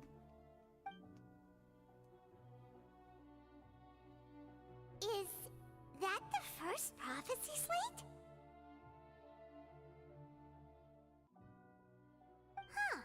So the knave privately arranged for Fremine to try and find the missing slate. I looked everywhere and finally found it at the bottom of the sea. It took me a long time to get around some dangerous stretches of water. But has the trial already concluded? Then doesn't that mean I've come too late? Oh no. Father will be disappointed in me. Still not too late for you to shine. Thank you for your hard work, Mr. Fremine. Please allow me to review the record left on the slate. traveler, I believe that you have already seen the other existing slates, and would like you to come here and confirm their contents. Wonder what's going on here. What is this mystery about? So what do you see? What is it?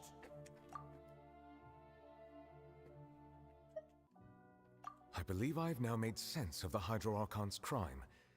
It has to do with Fontaine's lost history. Huh? Isn't the Hydro Archon just guilty of deceiving her people? Oh, wait, no, that's Farina, and we've already proven that she's not the Hydro Archon. So when you say Hydro Archon, do you mean the real Hydro Archon we've been kinda talking about? In truth, everything that you've encountered in Fontaine up until this point can be traced back to the contents of these stone slates. However, I'm uncertain as to how much sense they currently make to you. No association between the contents of the slates and events in real life. Okay, let's try to recall the contents of the other 3 stone slates. Paimon will do her best to help you remember.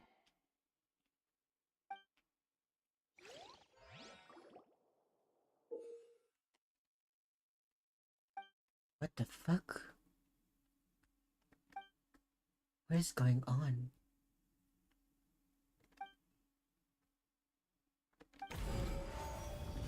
Alright, let's do this. The Oh boy. stone slate describes what you just said. It seems to show the previous Hydro Archon using her divine power, and then the Oceanids turn into humans. Does that mean that Fontainians are transformed Oceanids? Oh, Paimon wasn't expecting that. But if Oceanids can turn into humans, then perhaps this process can be reversed as well. The second stone slate shows Celestia floating in the sky, and the Hydro Archon and her people worshipping it together. But the heavens still brought judgment down upon them. This must be the point when the Hydro Archon and the Fontainians were branded with their original sin.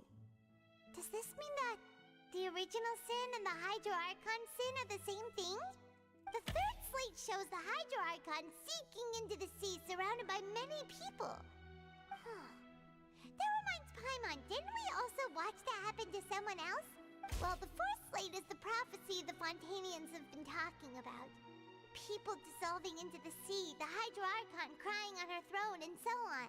We didn't believe that such a crazy disaster could happen at first, did we? But after that incident, it was just a question of when and not if.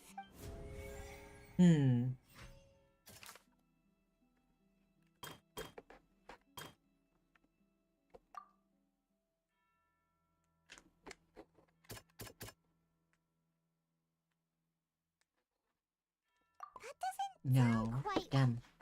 Alright, let's see.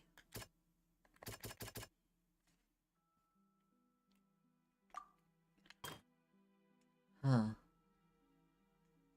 What could it be? So Celestial float in the sky. The Hydro Archon and people worshipping together. So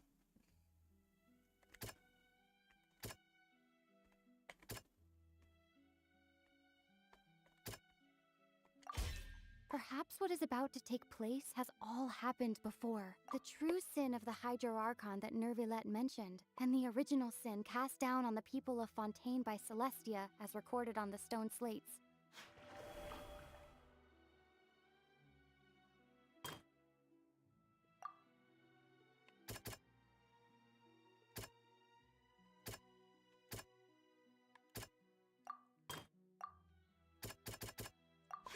no. Sound quite... Huh.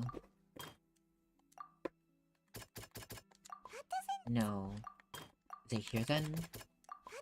No, okay, so tea time of N is not anything. Hydro Archon will... The prophecy from the stone slates found its way into society, but not many people believed it at first. The fortress of Meropide was nearly flooded with primordial seawater, which we know can cause Fontainians to dissolve.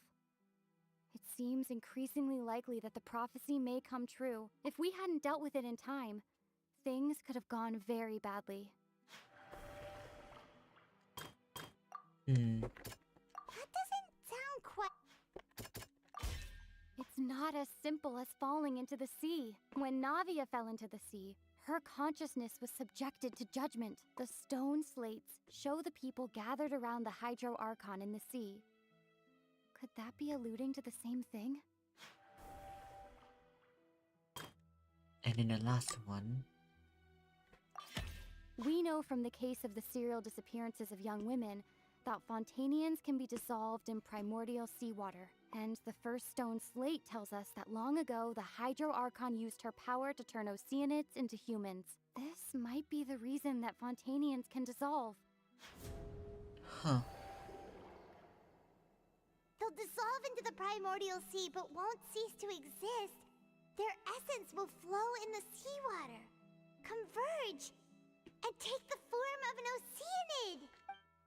The Hydro Archon was sentenced to death in court, shocking everyone present. Perhaps this means that her sin was actually Fontaine's original sin. Navia fell into the water inside those ruins, and she nearly dissolved. She was surrounded by the people of Poisson in a court within her consciousness, and was forced to take part in a trial meant to make her stay. The eruption of the primordial sea at the fortress of Meripede was the surest sign that the prophecy was about to come to pass no matter what. The prophecy's contents can all be verified by recent events. If we combine what we know together, loads of truths should come to light. Huh. What does this mean?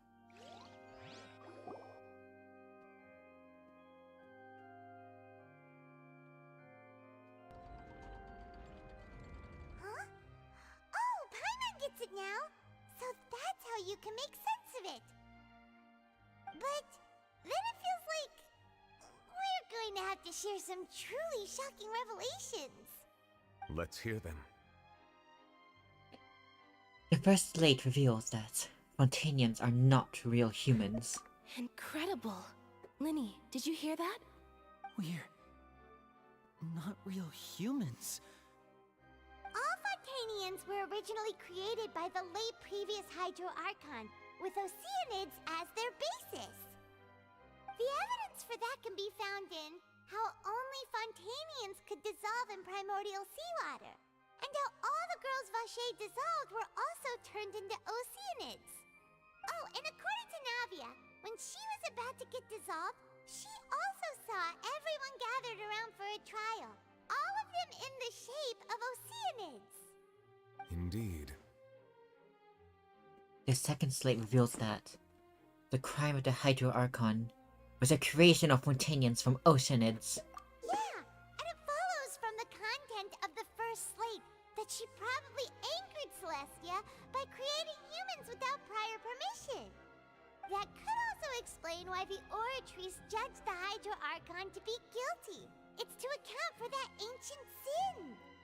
The Hydro Archon's true sin was creating us?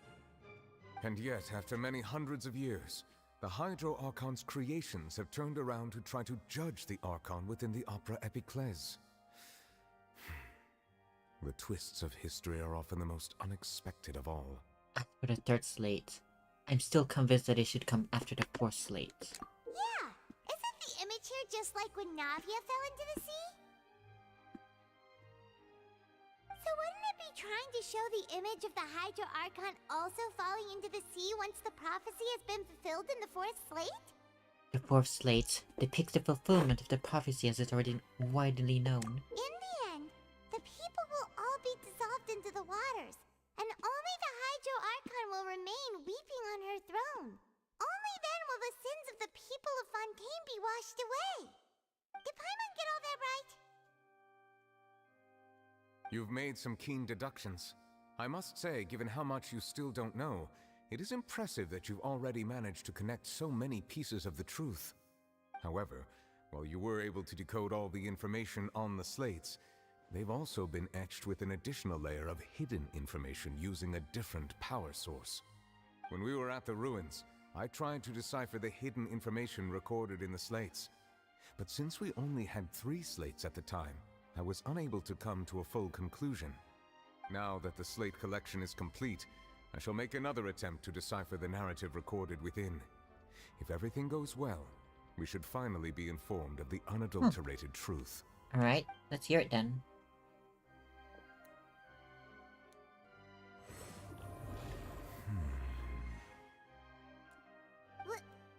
Well?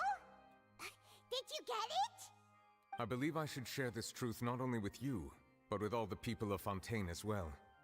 I will try to briefly summarize it for you.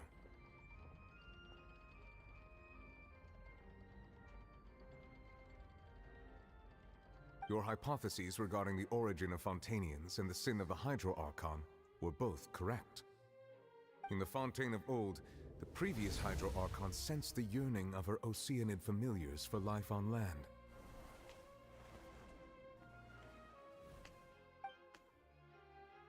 The Oceanids were enamored with the beauty and romanticism of human beings, and wishing to have those experiences for themselves, expressed to the Hydro Archon their desire to become of a similar kind. However, even though water as an element is intricately linked with the power of life, the Hydro Archon, as one of the seven, did not possess the authority to create a new form of human life. Not one to give in, she eventually found a way to create permanent humanoid bodies for her familiars by appropriating the power of this planet's primordial sea. She poured primordial seawater into the Oceanids' blood vessels, creating humanoid mimics in the process. But if Fontainians were to ever come into direct contact with water from the primordial sea, the power within their bodies would escape these artificial restraints and return to the sea. As a result, their forms would collapse, and they would be reverted to their original forms as Oceanids. Of course, the Hydro Archon never received permission from the heavenly principles to create a new human race. And thus, the Hydro Archon and all of her creations came to shoulder the original sin of appropriating the power of the primordial sea. That is the true history of how the people of Fontaine first came into being. So we were all Oceanids before we turned into human beings? That's way too much information for me. I think I'm just going to pretend that I never heard a single thing. Wait, but if that's the truth, we can't let the Hydro Archon be sentenced to death. After all, her only sin was creating us. This really might be too much information for your regular Fontainian, but it does answer a lot of our questions. Alas, your hypothesis regarding the third and fourth stone slates was inaccurate. The slates' respective positions are, in fact, correct. What is the third slate supposed to represent then? A key point of the visual on the third slate is how all the individuals depicted in the water are humans rather than Oceanids. They have not been dissolved, which implies that the water depicted in this slate is not water from the primordial sea. The nation of Fontaine is the nation of Hydro, as well as the nation of trials and justice. Instead of being the literal element, the water in the scene symbolizes judgment and justice. You may also recall Navia's experience. When she fell into the sea, her consciousness was surrounded by that of many others who intended to hold a trial to determine her fate. Therefore, the meaning of the third slate is that the people of Fontaine shall try the Hydro Archon at the Court of Justice. Shit! Yes, it refers to our present situation. I think I'm following now. So, what you're saying is, even though we decided to put on this trial to avoid fulfilling the prophecy, in truth, everything we've done has happened exactly as the prophecy foretold. So now, it seems, we're the ones making Oh sure no. it comes true. Fuck. That was a massive blunder. Huh. Feels like there's no way out of this. The prophecy will be fulfilled. Is this what it feels like to be a prisoner of fate?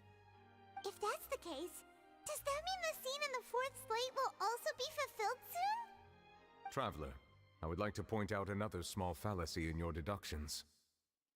About the fourth slate, you probably thought that the eruption of primordial seawater beneath the fortress of Meripede served as the surest sign that the prophecy was about to come to pass, yes? However, I believe that rather than being a sure sign, That eruption could in fact only be a small warning of something far worse to come. As for the root cause of the catastrophe, I believe you've already encountered it once before. I have?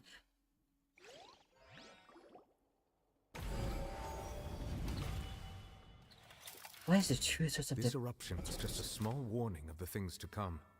We must find the root cause of the disaster.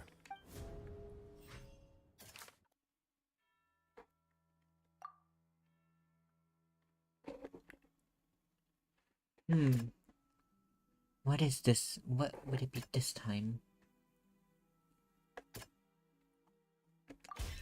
It was both dream and reality. Huh? I chose that by accident. I didn't actually think. If we're talking about a true culprit, that could only be that thing inside the primordial sea, right? The truth, So- the original sin, the trial, and the root cause of the disaster.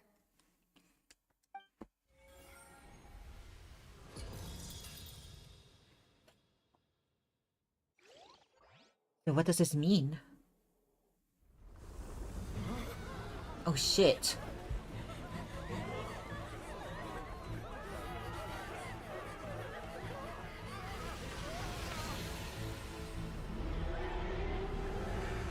What the fuck?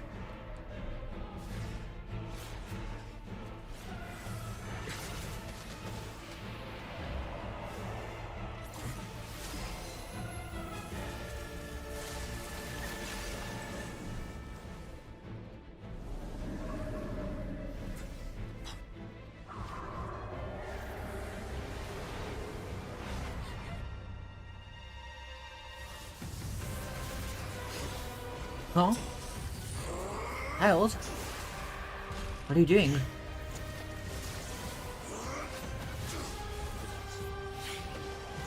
This motherfucker's just beating up this goddamn whale.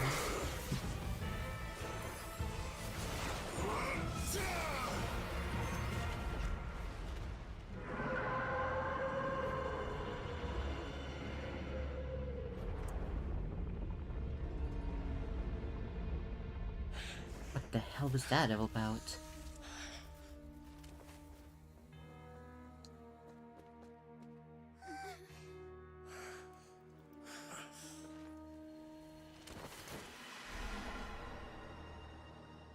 Should we follow? That was way too close! How did that thing just burst into the opera house?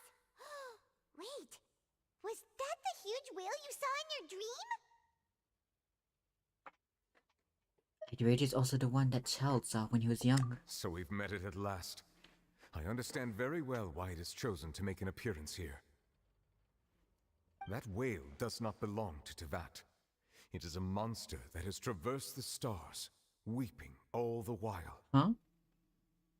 It has been greedily consuming the energy from the planet's primordial sea, using it to grow. That is the main cause for the rising sea levels. And once it has finished consuming all of the energy contained within the sea, its next step will be...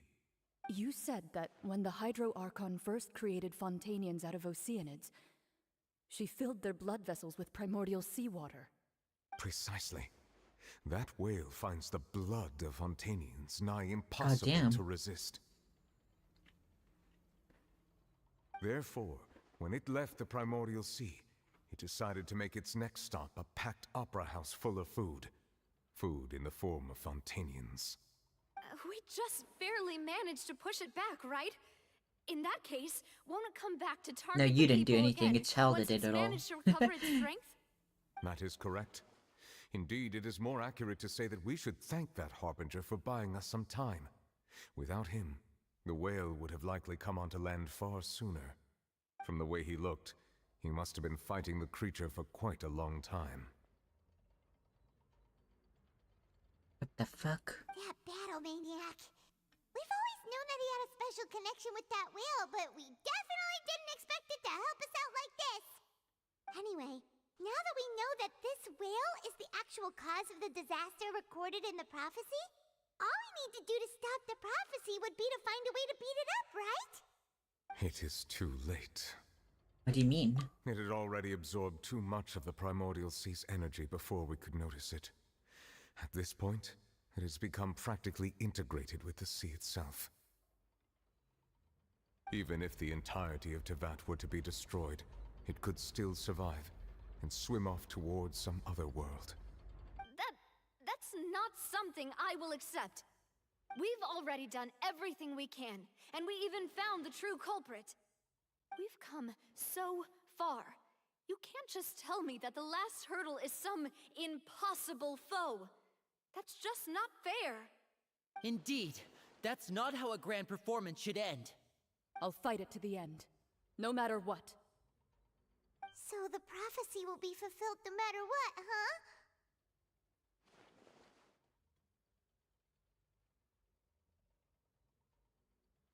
The prophecy.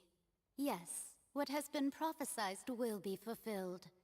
You may view such things as the history of the future. Everything, it still turned out like this. We couldn't fight against fate. Wait, but if this is all about fate... Just as prophecies are usually only the future as seen from the perspectives of the gods, could things be happening in hidden corners where the gods' gaze does not fall?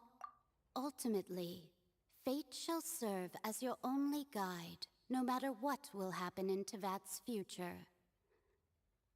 All you need to do is to play your part. Could it be that even if the prophecy will be fulfilled, there will still be a way to save everyone?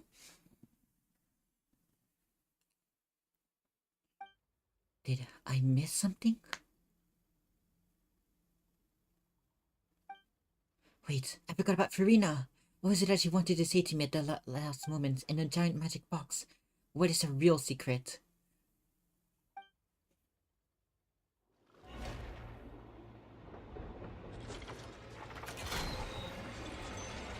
What the fuck? What's happening with the oratories? I believe it is preparing to carry out the death sentence.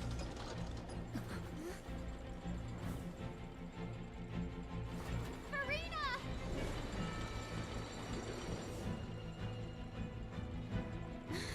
No, I still need answers.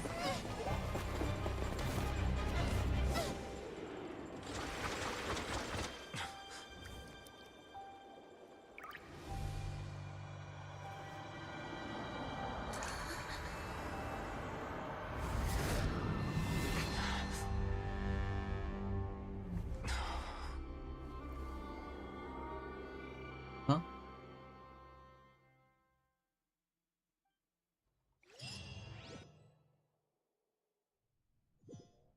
What happened?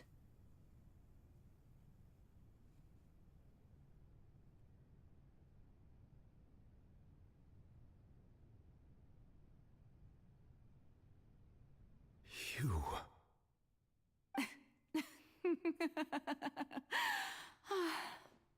Sorry. That shocked expression on your face is just too amusing. I couldn't help myself. You are not Farina. Who are you? Ah, the sweet sound of bewilderment. Marvelous. A sure sign that my attempt to deceive everyone was a resounding success. But to answer your question, I am Focalor. You know, the god. Focalor? That face does not match her voice Why at all. did you Holy deceive shit. us? Oh, that wasn't my goal, of course. Goodness, no. But I had to fool everyone else too, if I was to stand any chance of deceiving the heavenly principles. Deceiving the heavenly principles? It's all because of that pernicious prophecy. Dreadful, wasn't it? Everyone doomed to dissolve. Fontaine condemned to be flooded. One was not amused. In fact, one was positively bemused when that problem was thrust upon me by my dearest predecessor. That's the former Hydro Archon Egeria for the uninitiated. It hardly gets more disastrous than a preordained national catastrophe, now does it? She knew full well that the prophecy would surely come to pass. And as one of the seven, she also knew full well that one defies the heavenly principles at one's peril. So yes, as you have no doubt surmised, it was a rather impossible situation that I found myself in. I spent a terribly long time mulling it over, alone on the ocean floor. And I was almost growing barnacles by the time I finally realized there was only one possible solution to this confounding conundrum. I had to outwit the heavenly principles, allow the prophecy to be fulfilled, ostensibly at least, while saving everyone at the same time. I'm a genius, I know. I can only assume that's why Egeria chose me He's as just her as successor. egotistic as Farina. Although, looking back now, it was hardly the inheritance one dreams of.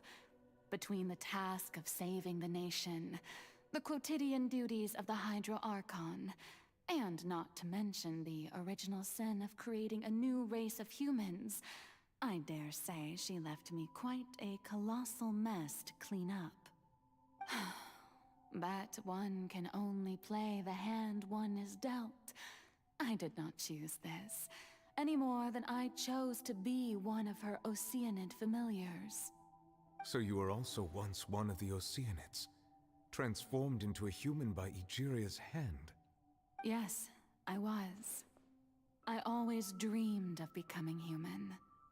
And I still do, even now. In my eyes, to be human is to be part of the greatest opera ever known. After becoming a god, I separated my divinity from my body and spirit, leaving behind only a self that was as naive and bewildered as my past self on her first day as a human being. The me you see before you now is that divinity. And the human counterpart I left behind, I named Farina. She could feel joy, sorrow, and everything in between. She could be as vain and conceited, or as meek and vulnerable as she wished. Her strengths were of a kind only a human could possess, as were her shortcomings. But in my eyes, Farina's humanity was what made her perfect. She was perfectly human in every way. The person I always wanted to be. Anyway, so then I cursed her. All part of the plan, of course. The plan to deceive the heavenly principles. Do you still remember the final scene of the prophecy? The Hydra Archon, alone, weeping on her throne. In order that the prophecy might appear fulfilled, I invited Farina to be an actress, to play the part of the Hydro Archon in the prophecy. Under the curse I placed on her, so long as I, Focalor's divinity, continued to exist, she could not die. But nor was she free to live her life in the pursuit of happiness. Instead, she was forced to take the stage in the opera house, to embrace the role of leading lady, to forever play the part of the god from the prophecy, all to create a deceitful appearance of that prophecy coming to pass. I suppose now you probably understand why your court is called the Opera Epiclese. But Farina is only human, isn't she? Even though she has had a long life, her mind is no stronger than that of any other ordinary human being. I cannot begin to fathom what she has had to endure. It must have been torture for her. It has indeed. And although she is, in a sense, me in human form, I most definitely owe her an apology for it. It's been 500 years, and all along, she's been playing her part in the most unimaginably long, unbearably lonely, and agonizingly painful opera of all time.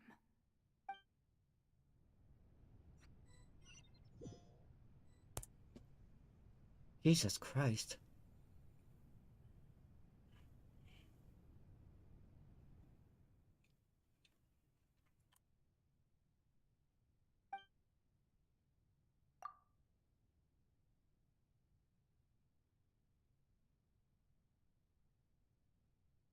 Testing. Alright. With sufficiently strong hydrosensitivity, I can form an emotional connection. Just like I did with that oceanid at the Fountain of Lucine. Wait, could this be Verina's inner world? Verina? What is she doing on stage? Wait a moment. That probably isn't Verina. That's likely a reflection of her inner self. If I could directly speak to that self, I might be able to easily get what I wanted to know. I came here for answers. Either way, this opportunity is not to be missed.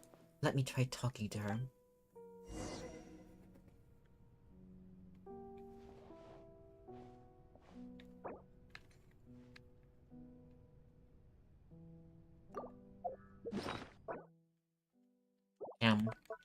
Ain't that a bitch?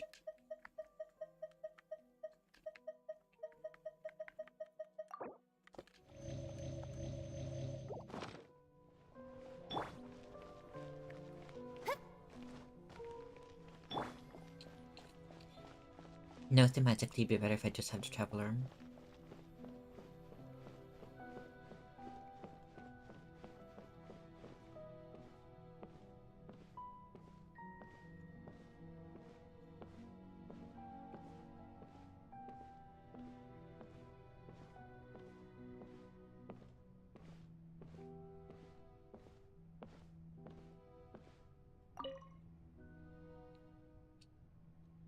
Oh? Who permitted you to come onto the stage? Now, I understand your admiration for my august self, but I must ask you to keep to the rules. Come on, it's me. All right. It is not my intent to reprimand you. There is no need to state your name. Just be off with you. Do not distract me from my performance. But I don't see an audience here. Oh, do not jest. Can you not feel it? I am Focalor. The eyes of countless Fontainians are upon me. I must, at all times, display the utmost elegance and nobility.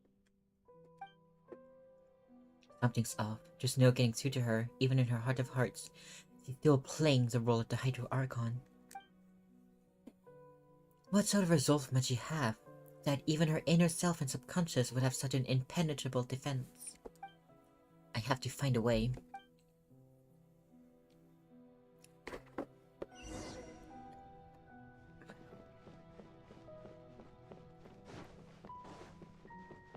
Oh, what's the quest name called? The Opera of Noirceur and Blancheur. Oh. Dear audience, the performance is experiencing a technical difficulty, but worry not. The guards shall resolve it soon enough.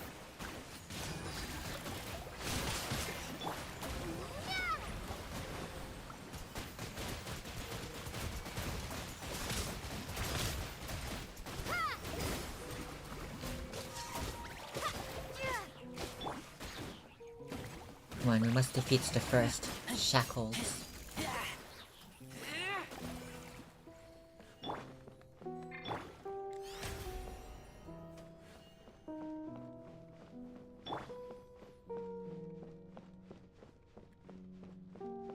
Hey, what gives?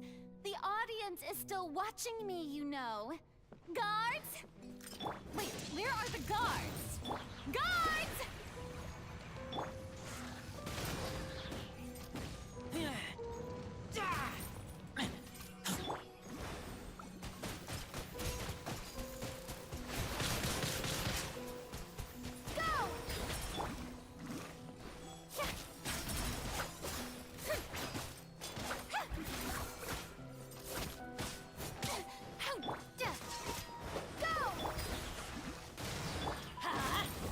Paint is next.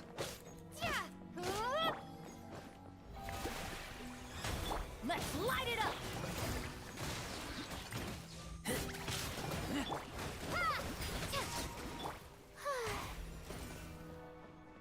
And lastly,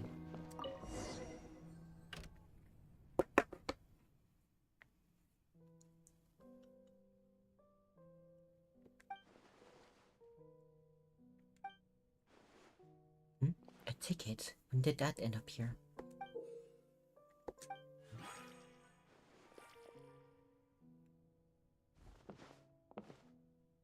Either way, looks like the show is about to begin.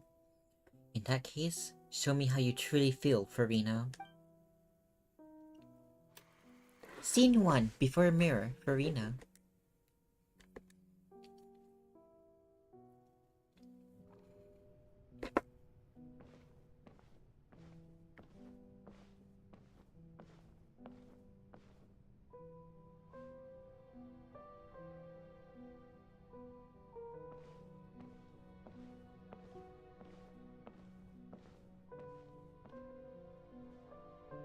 Farina. Farina. Huh? Who's that? Who's calling me? Where are you? Be not nervous. Be not afraid. I am before you. Wait a moment. You're mirror me? How can this be?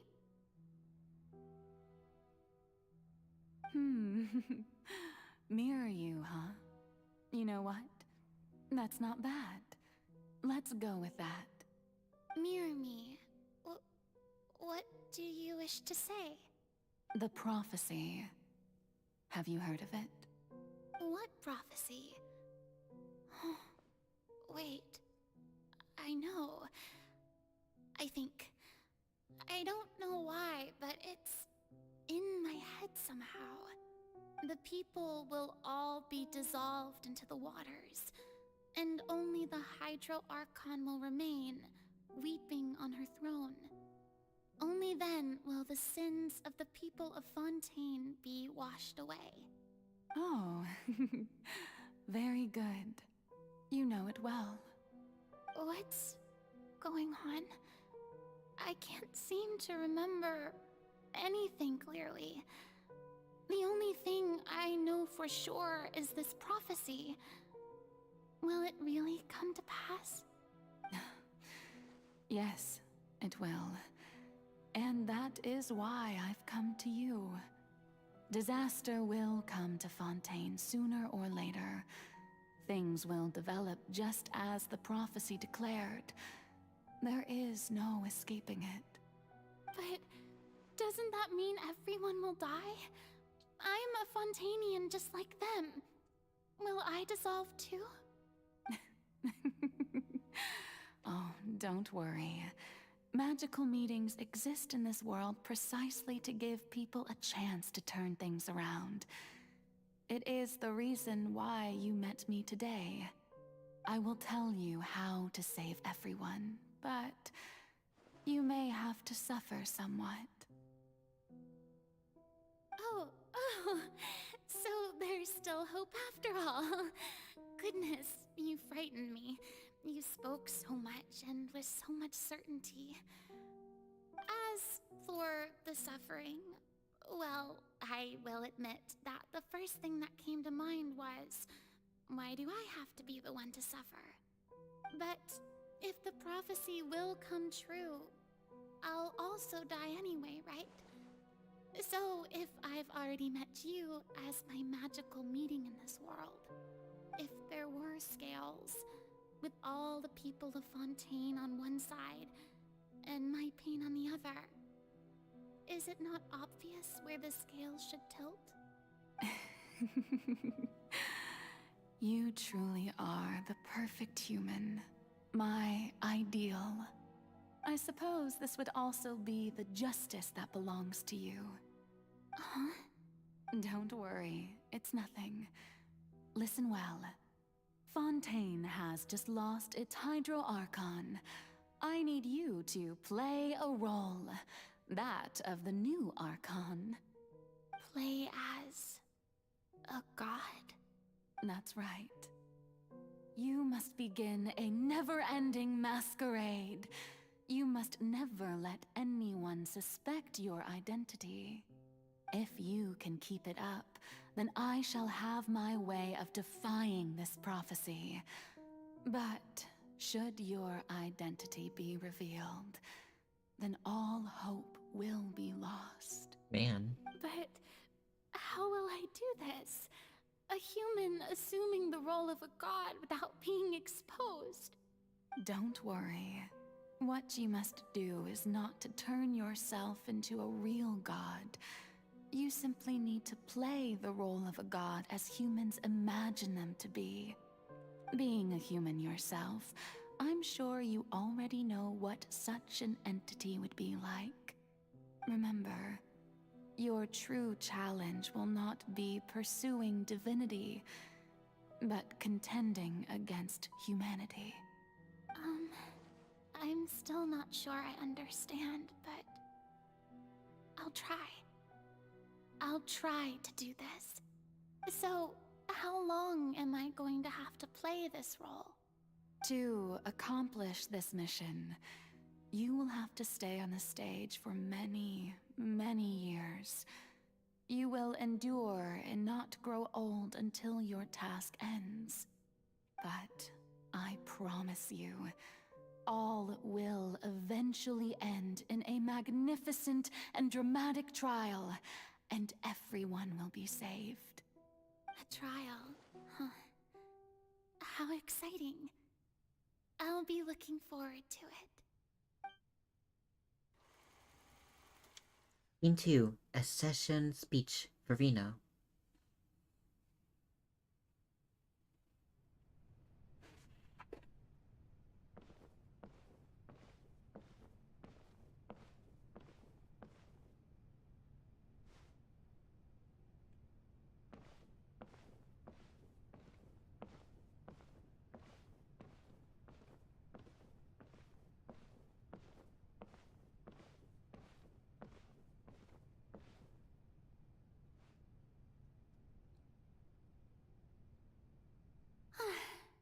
The Maison Cardinalise has announced my accession, but this is my first time facing the people.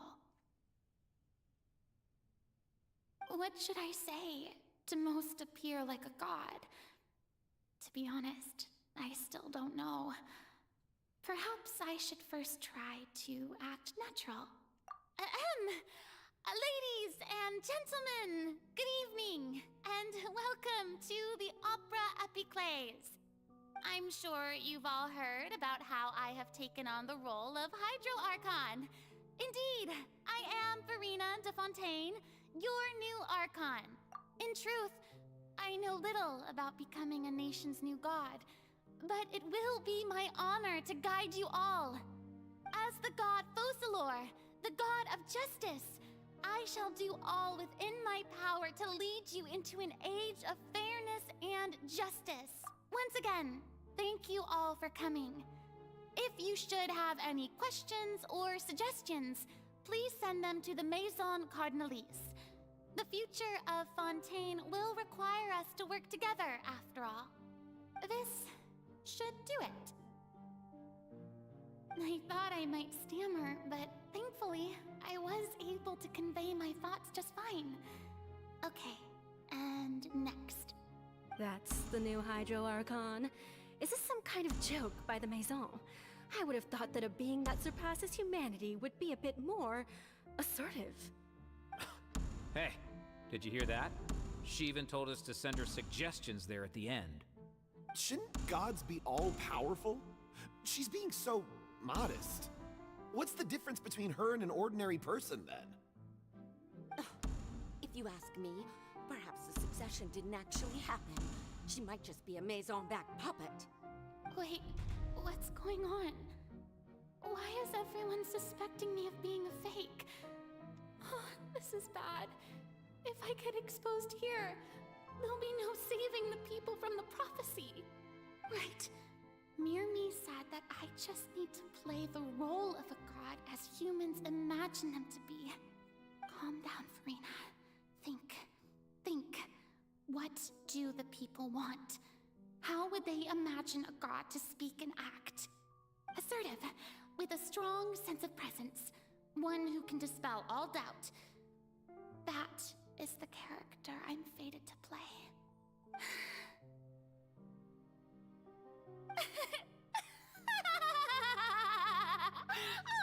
Oh, very good, my people. Only ones such as you are deserving of my rule. Now, I was wondering if some weak puppet were to one day come onto the stage and claim ownership of this opera house, would the children of Fontaine follow them? Well, it seems that you would all see right through them. Having passed my test, you are qualified to witness wondrous trials alongside my august self, here in this opera house. You may consider my previous act a door gift of sorts. I thought it was a debut that suited the atmosphere. Now then, let us be reintroduced. Ah, so that was just a performance. How could I have forgotten that we were inside an opera house? Her personality. It's quite shocking, to be honest, but I suppose it's a better look than before. Such a fascinating and bold deity. How wonderful! Our future may yet be bright after all. It seems I've turned them around. Best follow this flow and restart my accession speech. Hey, sorry for not talking. I feel like it's better to just let the scene play out than just make commentary over it, so... My dear people, whether you acknowledge me or not, whether you trust me or nay, I say to you, keep faith in your ardor for justice. We have heard it said that this nation's sins can no longer be washed away. Well, I say that justice is most fragrant when it blooms amid sin. The scales of justice should not weigh heavy in the hands of its God. On one side, it must carry fairness and justice. And on the other, praise and applause. May law be the prayer on our lips. May judgment be our worship. Let us light the fires and drink to the future of Fontaine! There is no trouble in this world that justice cannot solve. All that is needed is for you, my people, to believe in it, heart and soul. So long as I, the Archon Focalor, stand within the Opera Epiclese, so long as I stand before the Oratrice, I shall even judge the gods of this world!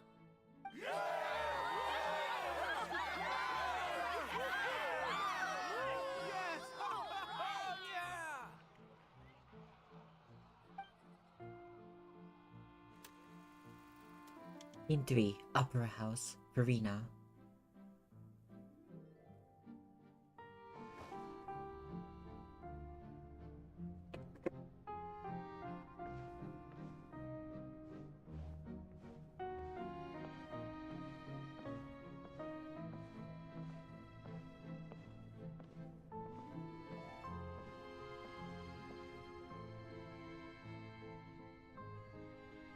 Lady Farina, here are today's case reports, as well as a summary of the follow-up for your perusal. Come now, was I not just at the Opera House in person? Leave these kinds of things to Neuvillette. Besides, none of these trials were the one that I'm looking forward to the most. If I may be so impertinent, what kind of trial are you truly looking forward to? A magnificent, dramatic, and wondrous trial. A trial to end all things. How could you hope to understand? That's true. I fear I lack the ability to grasp your divine thought, Lady Archon. No need for fright, and do not take what I said before too seriously. Go now, do your duties. The trial I await. It will come one day.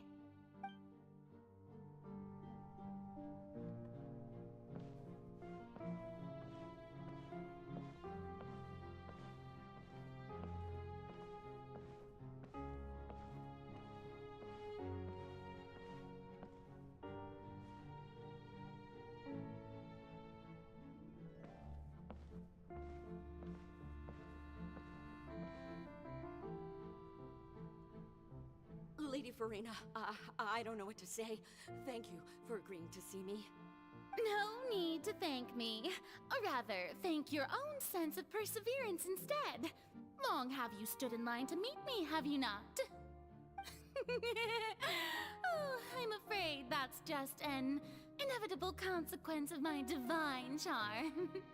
All right, Deoteria, is it? How is your son's illness?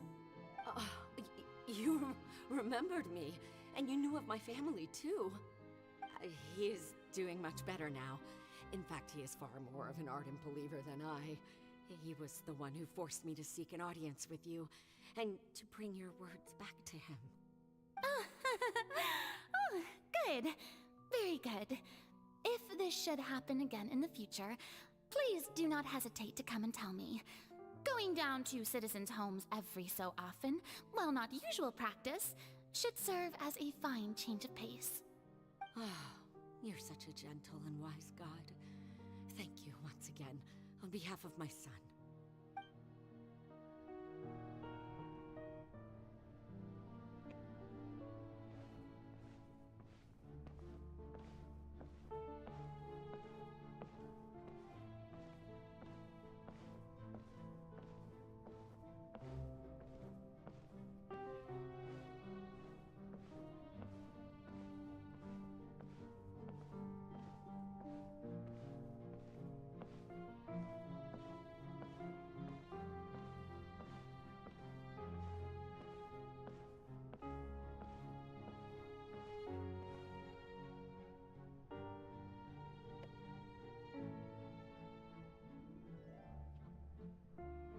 Lady Farina, here are the latest hydrological reports.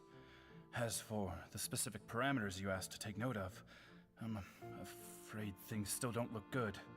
I see. It's as I thought then. As your god, I did already expect this, but I wanted to see how far your human wisdom would allow you to analyze it. All manner of signs indicate that the prophecy will still come to pass. Forget it. That's not something you need to worry about right now.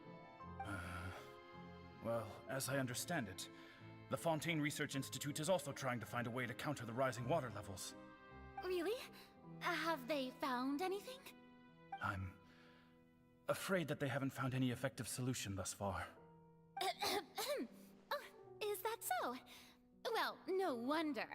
This issue has reached the realm of the gods, after all. Still, their spirit is praiseworthy.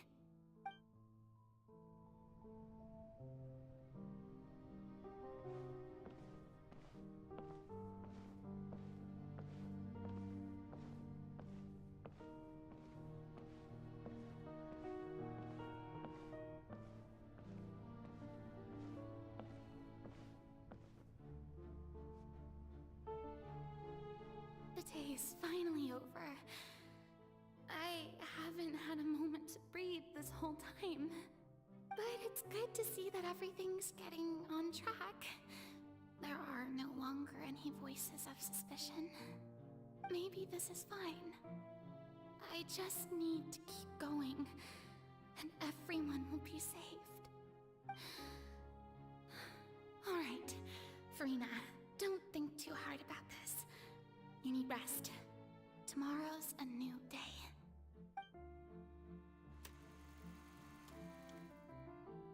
Scene 4, Upper House, Farina. Lady Farina, here are the new trial reports for the latest cases, as well as a summary of the follow-up. There'll be no need for that. I've seen them already. There's no need to go back over scenes I've witnessed in person before. Lady Farina, I've waited so long for this chance to see you in this manner. Indeed, my dear, loyal citizen. This joyous moment is an honor for us both. Lady Farina, we're detecting significant hydrological anomalies near Poisson. Understood. Keep monitoring. Keep me informed should anything come up at the Institute.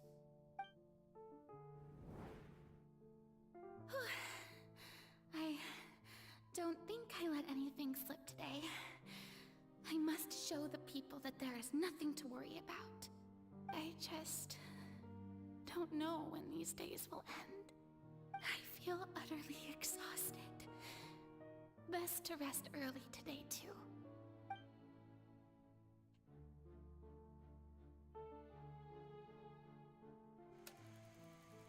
Scene 5, Opera House, Farina.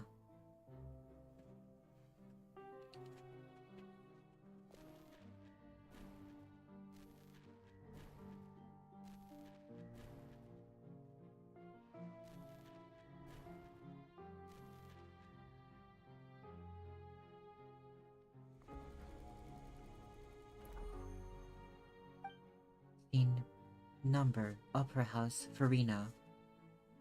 Lady Farina, it's like a dream being able to speak with you up close like this. 182,375. I've heard that the first member of our family who was honored to receive an audience with you was Madame Dioteria, almost 20 generations ago. And what a fine family yours is indeed. It brings me great joy to meet such a faithful believer, a descendant of a line most ardent. Surely you exaggerate, Lady Farina. My lady? What is it, good citizen? Oh, are you crying? Uh-huh. Oh, really now? I didn't even notice.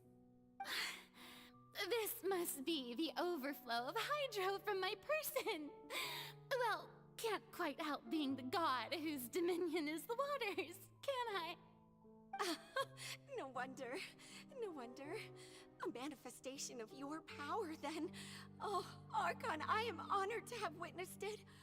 Honored indeed.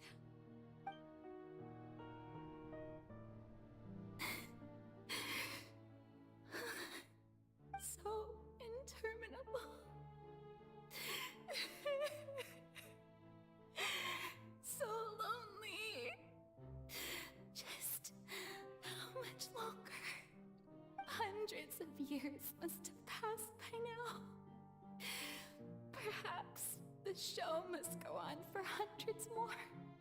I never imagined that it would hurt so much. Have I reached my limit? No. Perhaps I reached it long ago.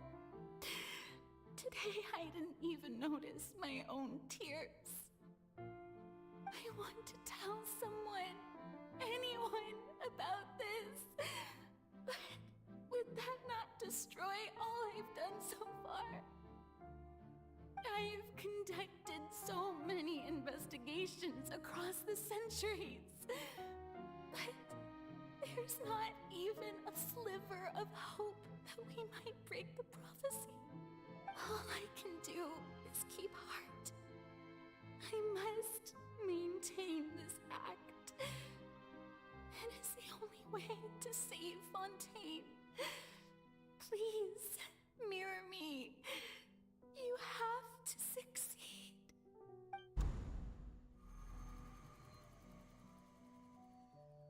In 182,376, Opera House, Farina, and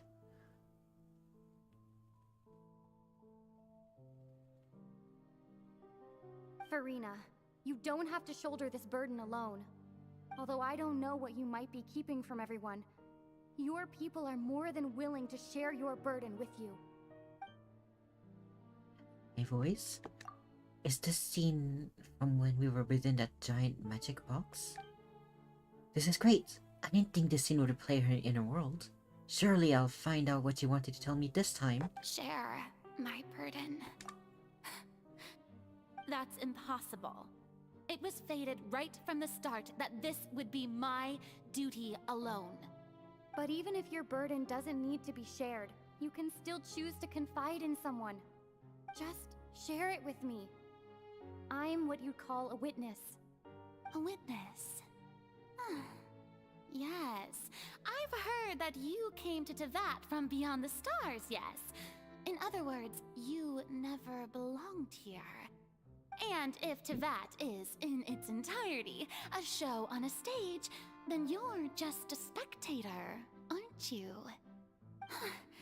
If that's the case... She's right. I could confide in her, couldn't I? But if things don't play out as expected, the people of Fontaine will be the ones to pay the price. No, Farina.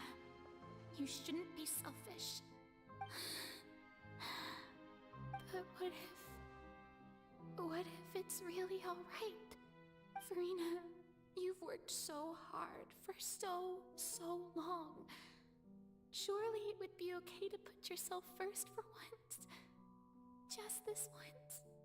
Is it such an outrageous thing to do anyway? To find someone in whom you can confide your frustrations and sorrows? Surely it could not hurt. If you let this opportunity slip through your fingers, it might never come by again. Think about it long and hard.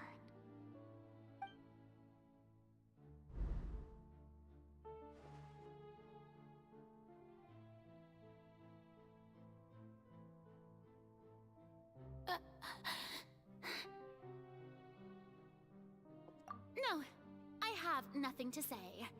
I am Farina, the Archon of Fontaine.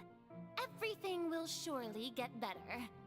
All you need to do, dear spectator, is to witness my performance until the curtains fall.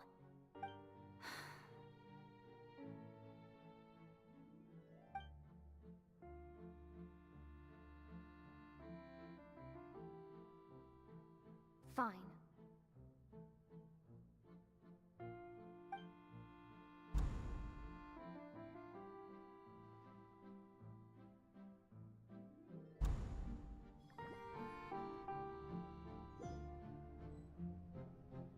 So even Farina doesn't know the truth? You've never once let her in on the full plan? Yes, it had to be done. To deceive the heavenly principles, you must first deceive yourself. She did very well. If she had let her resolve falter even once in these 5 centuries, Fontaine would have been doomed to the most tragic fate. It seems that trusting humanity was the right decision after all. I believe that I understand how your deception works, but that is only half the truth, is it not? How would you build on this foundation to save the people of Fontaine? That is the most important thing. Ah, good, good. Of course, the Iudex of Fontaine has pinpointed the crux of the issue. I'm sure you've long sensed that the Oratrice is no simple machine, yes? I've always suspected that it had its own consciousness. And Lenny did mention that he heard a human voice within the core chamber. It now seems that that person was you, hidden within the machine all along. Am I right? And then I became one with the Oratrice, taking Fontaine's gnosis with me. Yes, it would seem so, wouldn't it? Alas, your understanding of this device still lacks sufficient depth. In truth, it is no enactor of justice. It is, in fact, a device created to kill the god of justice. I beg your pardon? Oh, you have it. And to be more precise, not only will the Oratrice take down the god of justice, it will also take down the divine throne upon which she has been placed. I mean, did you think I would be the sort to enjoy peaceful repose while Farina suffered? My work over these last 500 years has been to constantly accumulate indemnitium within the Oratrice. But really, some have already discovered that only a small fraction of the energy generated by the device was ever used to provide power to Fontaine. The vast majority has been, had to be accumulated to enact this death sentence. It was all a part of your plan then? Both the trial and the sentence? Indeed. This power, accrued over 5 centuries, could have sustained Fontainians for millennia had it only been used for that purpose. Almost all of it has now been stored within the oratories. But only power of this magnitude could hope to destroy the Hydro Archon's divine throne, shaking the rules established by Celestia and breaking through the institution that is the Seven. So the Oratrice's call for death was for neither Farina nor Focalor, but for the Hydro Archon. The destruction of that divine throne. If I do not misunderstand your intent, you must be... Returning what's rightfully yours to you, of course. In other words, this was all done to return the authority of the Hydro Archon to the Hydro Dragon of this planet. But...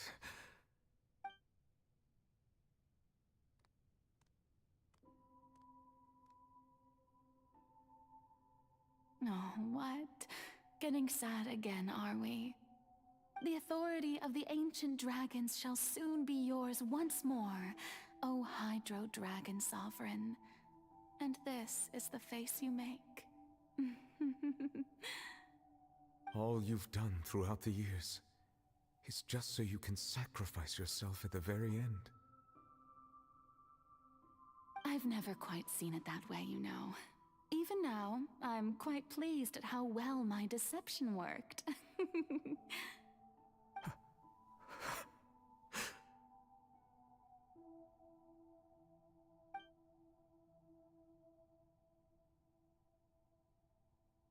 Hydro Dragon,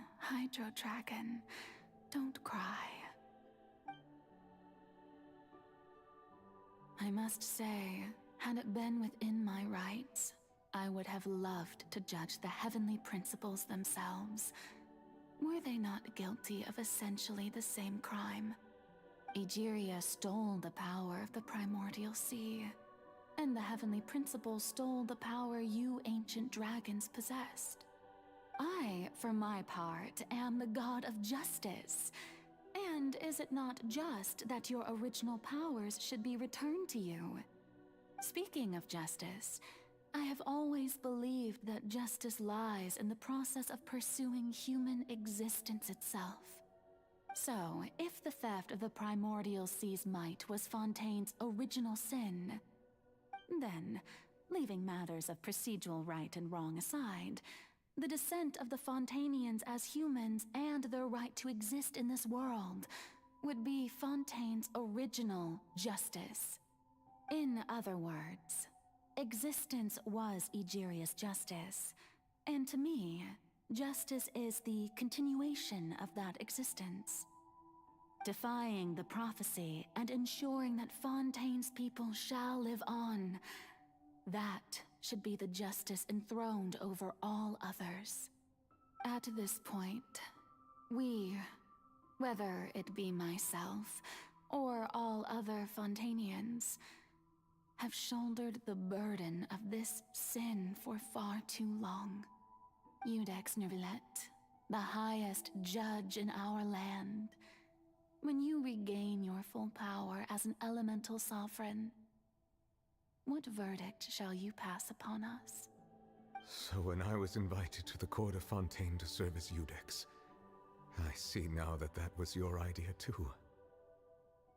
At last, I now understand the true purpose behind this position.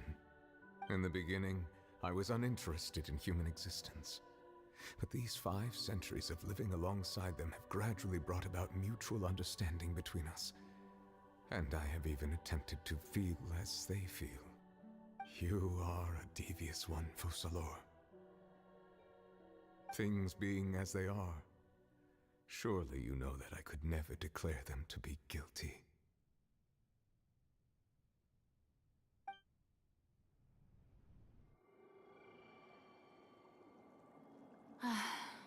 The hour of my execution is almost here. For the sinner, The curtain call has come. I know I may not sound it, but faced with death, I find myself a little afraid. Perhaps this is one thing both gods and humans have in common.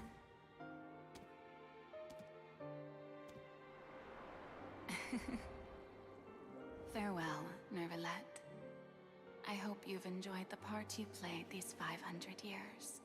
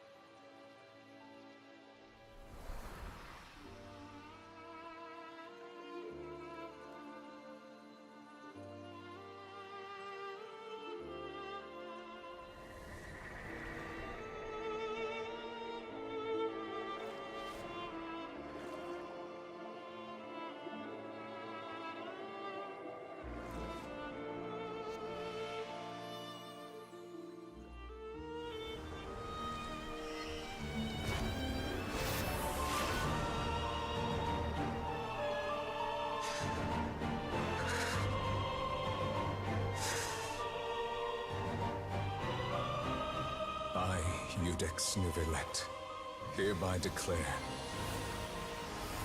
people of Fontaine, your sins are forgiven.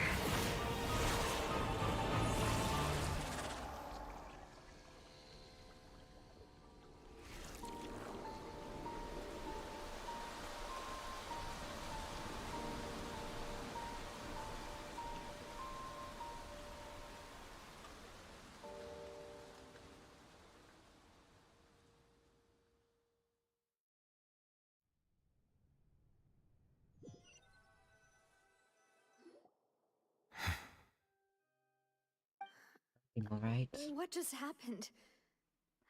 Has the death sentence been carried out? Was that bright light some sort of misdirection? I have a feeling that something huge just happened. But since we're all still alive and haven't been dissolved, I assume whatever happened was good for us. It's time to end this. We must mete out punishment to that beast. Didn't you say just a moment ago that it can't be defeated? I have gained the strength sufficient to deal with it. Through certain means, I now have the ability to separate the power of the Primordial Sea from that creature. We should seize the opportunity to pursue our quarry. Traveler, now that the oratories can no longer function, I require an executor to help me mete out justice, the root of the calamities befalling Fontaine, the beast that enacts the prophecy. Its name is the all-devouring Narwhal. Come with me, traveler. The hour of execution has come. Oh boy.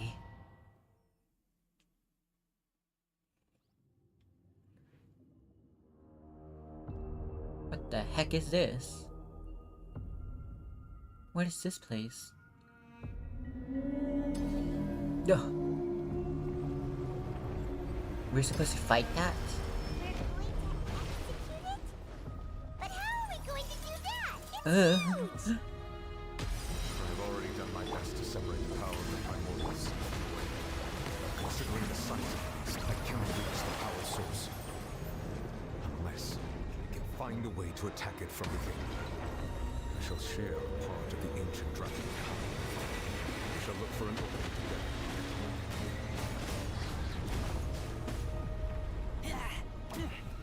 How are we gonna Yo, this is a boss battle, alright. Holy damn. Sorrow turning into hostility.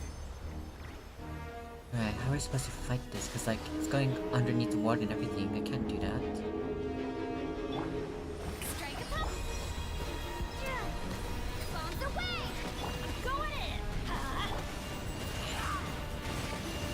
That was a good opportunity, but I missed it. The all-devouring narwhal cannot resist its instinct to devour. Continue to trigger its hostility.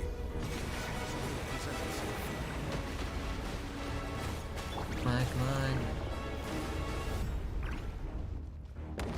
I'm not doing any damage though. It's not good damage at all.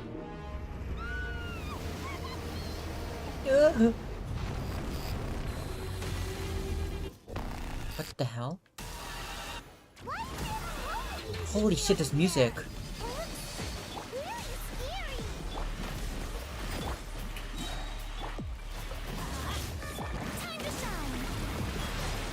Yo, this music!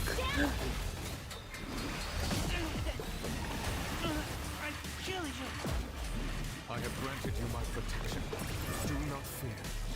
Seize the moment and use my power to suppress its roots from within.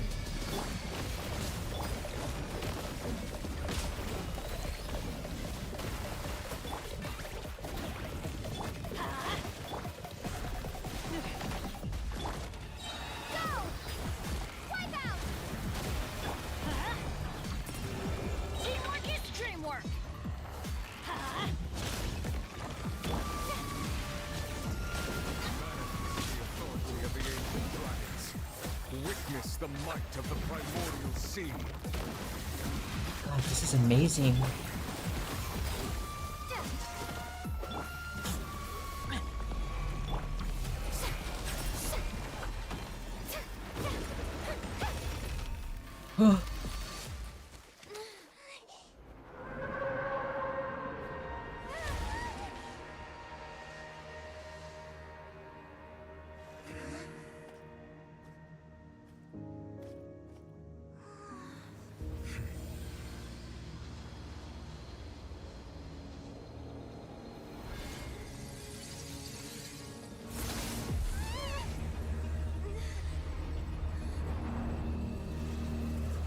What the hell? Who is this?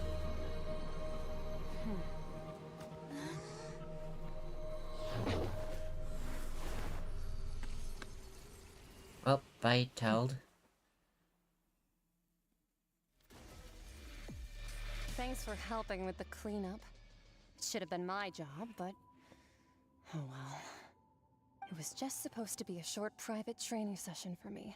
I didn't think that my disciple and my master's pet would start brawling in the meantime. Well, actually, I had a feeling that it would happen at some point, but they bumped into one another earlier than I thought. What a blunder. I suppose I'll have to swing my sword 3 million times as penance. Is this this world's Bronya or something? That power. Who are you exactly? Paimon has an idea. From what she said earlier, she must be Child's master. Skirk, right? It's just that he gave us the impression that she was the less talkative person. I simply did not have anything to say to the weak. But you, on the other hand, managed to defeat the all-devouring narwhal without using power from beyond this world. So you may speak to me as equals. What sort of person would take the all-devouring narwhal as a pet? I have to agree. It's a strange use of a planet's primordial waters just to raise an all-devouring narwhal. That kind of power is wasted on it. It's not cooperative. It eats too much. And I have more important things to do with my time than pet sitting. The only thing that creature has going for it is its looks. All in all, it fails as a pet.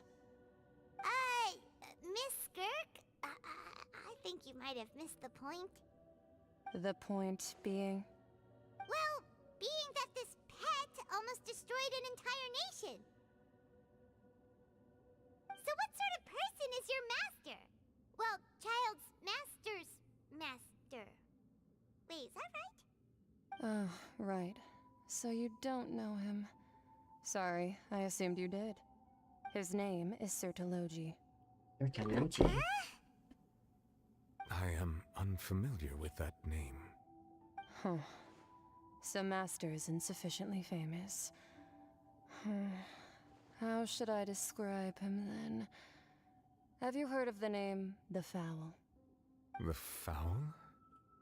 Still nothing? Well, how about the Visionary? Vetterfalnir then? Or Gold Rhine-daughter? Oh my gosh, Gold? Rhine-daughter's part of the Hexen Circle. She's Albedo's mom, right? Oh, so you do know that name. To be honest, I also heard all of those names and titles from my master. I don't actually know them either. But I suppose you understand now, yes? My master is likely a similar sort to Rhine-daughter. They are both pursuing some form of perfection. Wait, didn't you also mention a visionary person? Paimon didn't quite catch their name. Actually, never mind that. I believe it expedient to inform you that the all-devouring narwhal used up nearly all its strength fighting you. Such roiling hydro energies will prove difficult for the planet's deep seas to digest. As such, the Fontaine back on the surface has most likely been thrown into chaos. In other words, the prophecy that you've been fretting over should now be in full swing. What? No, there's little to be surprised about, Paimon. It's natural after all. The prophecy will surely come true. We knew this and accepted it. However... Not to worry. Focalor has already managed to deceive the heavenly principles. In the end, the people will all be dissolved into the waters, and only Furina will remain, weeping on her throne. Shit.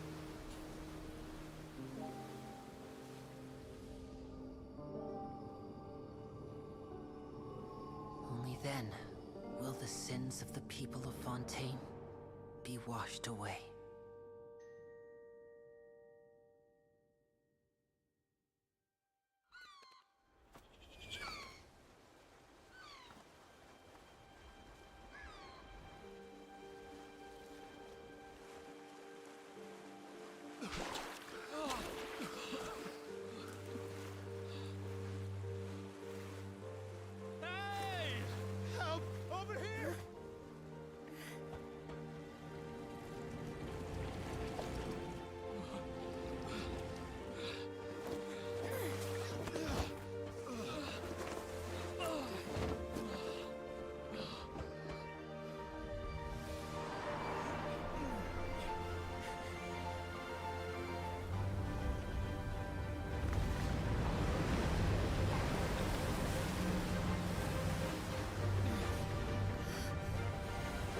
Fuck.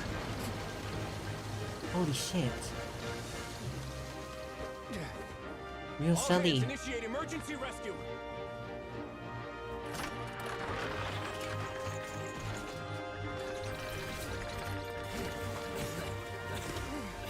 Hurry!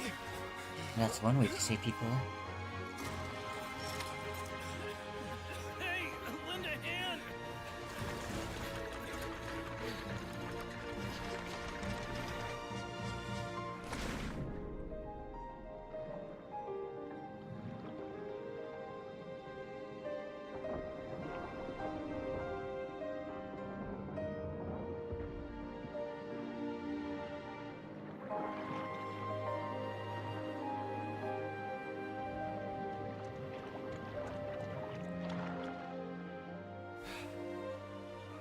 Look, the water's receding.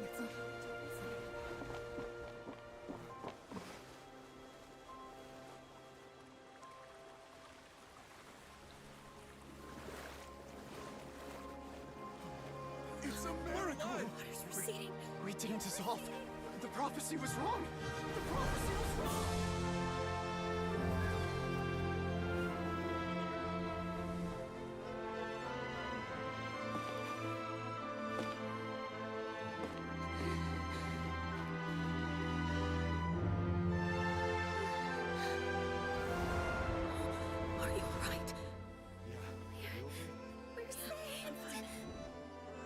The prophecy was wrong.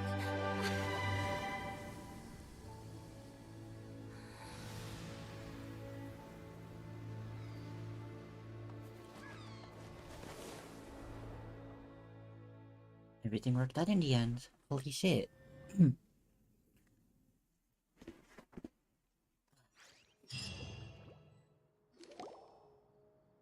soil renewed. The Spirit of Rasula talks post-disaster rebuilding. I recently visited Poisson to meet with Miss Navia, spokesperson of the Spirit of Rasula, and we spoke about Poisson's present and future. Old soil can still give birth to new bloom, Miss Navia stated. Hope is like seeing a small cookie when you're starving late at night. You just need a little of it. Skyship Winglet, lunar brain of the Fontaine Research Institute. The various disputes that have arisen on account of Mr. Edwin have suddenly become a shield over the Institute, with Jurier turning out to be a once overlooked hidden gem. People always call the first researcher mad, but few know what to call the second. And should that latter person achieve a miracle, they would find it all the harder to find a word with which to classify him and his team. Wow! Paimon barely recognizes the people in the reports. Are those really Jurier and Navia? They sound like real big shots. They might have been the real big shots from the start. We just didn't meet them at that capacity. What do you think? Pretty enthralling, huh? The Steambird's idea was pretty simple. With the disaster just having passed, we would print a free edition packed to the margins with good news to calm people down. Ooh. The value for these big scoops lies in their inevitable follow-ups. We'll publish further reports and go into the stories behind those people. Edwin's assistant, Jurier, created a true flying ship, while Navia is leading people in the reconstruction of their home.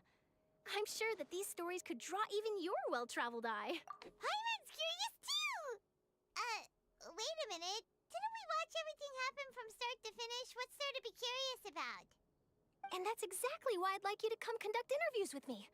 You're the best incubators of news, if you haven't noticed. And also, with you around, I'm sure I'll get to see that Duke. You really want to go see the Duke, huh? Hasn't he turned you down several times already? Oh, this time will be different. Come on! Let's head to Poisson first, and then make a trip to the fortress. There are some things you'll only know when you get there.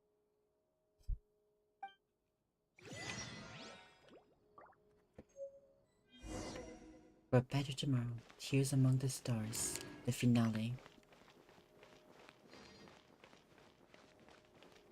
Isn't this something? Ooh, that was quite a cutscene and quite a battle and quite an everything, honestly. I never expected it to be this good. I'm surprised, honestly. I knew it was gonna be amazing, but this is something, alright. Jesus. Can I do a summon? Yes. Let's see. Who do I get this time? Oh, nothing for the grand finale? Wow. Let's just do a bunch of free summons then.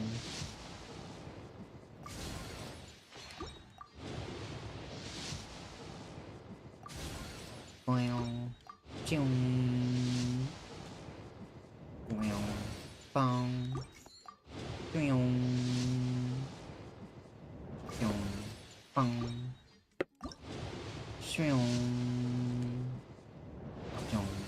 Bong. Damn, whatever. Let's head off to Poisson.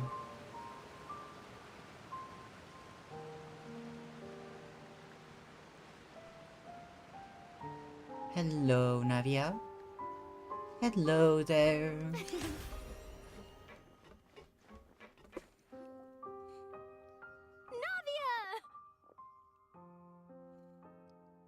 Oh, it's you. What brings you all here? Hey, we're just having a look around. I'm here to update myself on how things are going here. Oh, the Fatui are here too. What are you doing here, Fatui? Sorry. Let me introduce you. This is Mr. Garunt Snežević. He represented the Knave in sending us a large amount of supplies, and is helping with our work. Our residents are hard at work as well. Thanks to everyone, work is progressing nicely. We've lost a lot of people, but we're moving forward. That will have to be enough. Hello, Miss Charlotte. I'm a big fan of yours. I especially like that article you wrote last year about Fontaine's stray cats. Fontaine's stray cats? What could you make an article out of that? But if you don't mind, could you not emphasize our role too much in your report? It's not charity we're doing here. We just happen to share the same interests as the Spina. I get where you're coming from. I'll keep it as simple as possible. Or would you be willing to feature as friendly neighbors? That would be fine. Thanks. Oh, you're back too. How are things? We finished laying down the construction materials. It'll be another hour before the workers are able to go over there. Huh? You're here too, Clorand? Well, her reputation's greatly risen after that whole duel business with Miss Farina. So she's here in Poisson to wait out the heat. All right. Oh my god, she you really can't came stare. here to help me out. There's too much to consider in the reconstruction of Poisson. The Spina has need of more decision makers. And, well, I do already happen to be connected to Mr. Callis.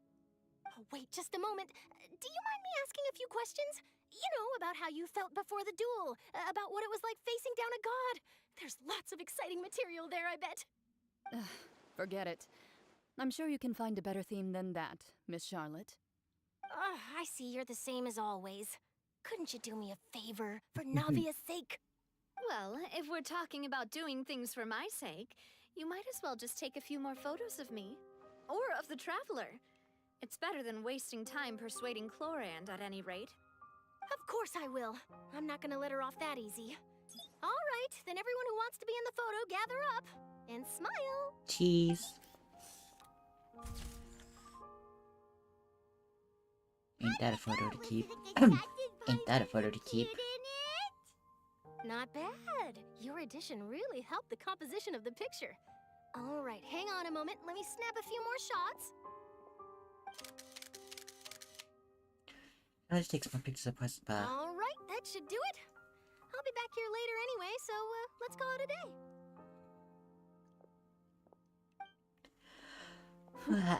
You're very quick. Speed is of the essence when it comes to the news, and freshness is the key. Also, not to brag, but I'm pretty good at building connections. Who knows? I might eventually get that interview with you after all, Miss Clorand. Wow, you really do have that never say die spirit. I'm impressed. I'll hazard a guess that this is how you got that interview at the Fortress of Maripede. You already knew she was going? Whoa, you're well informed. Let me make a guess too. I asked Sijuin, who told Monsieur Nervillette, and he told you, right? That's a very complete information chain. In truth, all Monsieur Neuvillette asked me was, when did the fortress become so friendly towards the media? I told him that it was best not to speak too soon. There's no guarantee that Ridesley will make a personal appearance. You're right. I've got to treasure every moment I have with them. In which case, I'll be making a move first. Stay safe now. And tell me if you hear anything interesting. I'll treat you to afternoon tea in exchange. Now that's settled around here. Let's go see what's going on in the Fortress of Maripede.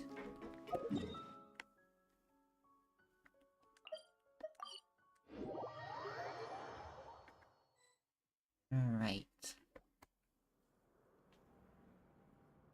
Charlotte finally isn't here. Guess we're here again, huh? There's a real nostalgic feeling to this place. Looks like you've been missing us. Duke! Did you come all the way to the entrance to greet us? Of course. I'm here to welcome you and our dear Miss Charlotte, whom our good head nurse recommended to me. It's an honor to finally meet the much-rumored Duke. Thank you for consenting to my visit to the fortress, sir.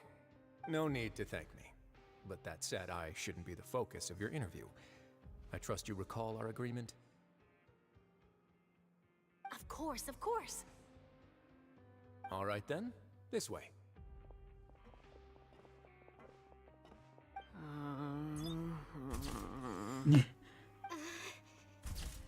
Here's a picture. Hey, no need to be so nervous. I've already taken all the photos we need. Miss Charlotte, do these pictures really need to be published on the cover of the Steambird? It would seem that Miss Lorvine doesn't want her face to appear beside that of Mr. Jurier, hmm? Sir, please don't say things like that. But it looks like dear Mr. Jurier denies it. Might this interview be very important to you, then? No, I just... This is my first time being interviewed, and I'm very thankful to the Steambird for... Now, I might not look it, but I actually did meet Mr. Edwin once. And I'll be honest, I enjoyed chatting with you more. You've definitely got more of that genius vibe going on.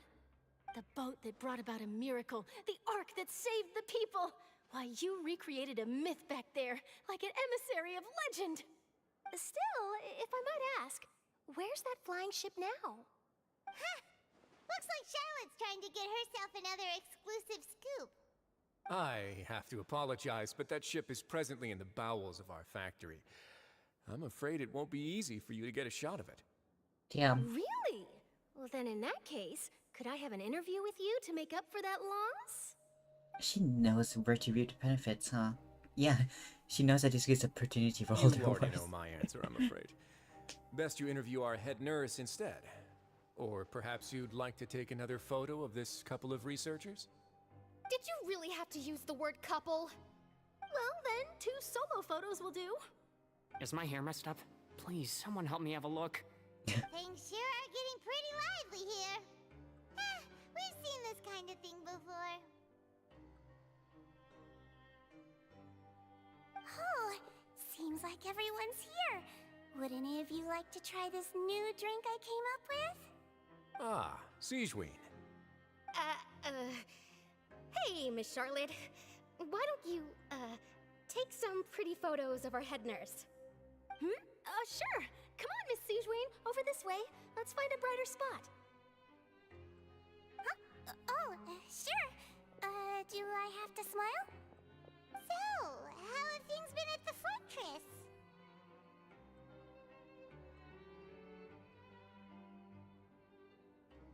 Same old, as you can see. Fontaine's undergone some changes, but this place is still more or less the same. Other than that flying ship, it got a tad too much attention, I think. That's why I decided to let the interview go through. We should direct more public opinions toward the behind-the-scenes heroes. Am I right, Mr. Jurier? Miss Lorvine? You're too kind, sir. I believe that you too should have your day in the sun. Not that you would want that, which is a pity. I'll just leave the spotlight to you two.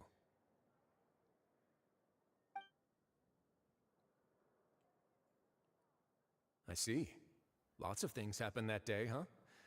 Anyway, regarding that Harbinger, Oh, shit, I'm not sure seriously? you remember, but his 3 young followers are still waiting for his return. He sure did win them over, huh? I'll tell them that there's good news and bad news. The good being that their boss seems fine, and the bad being that they must face extended sentences for abetting his escape. Oh, actually, what about you? Are things gonna change for you too? What change can there be? The fortress will keep chugging along, and so will my duties. As to what Miss Farina's departure will mean for the nation, and if our laws and governance will be transformed, we'll leave those to the folks in the overworld. Hey everyone, the photo shoot's done. Wait, Farina's departure? Good. In that case, let's call it a day here. Thanks for your cooperation. Come on, traveler, let's go. Till next time, everyone. There'll be a next time? Maybe. Who knows? I might write a story about the underwater factory next time. Until then. She's really just scoping out all she can, huh? Last stop, the docks. Alright.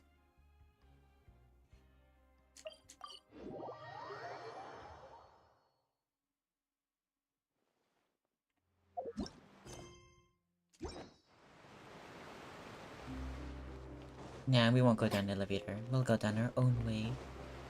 Because I have my own laws. There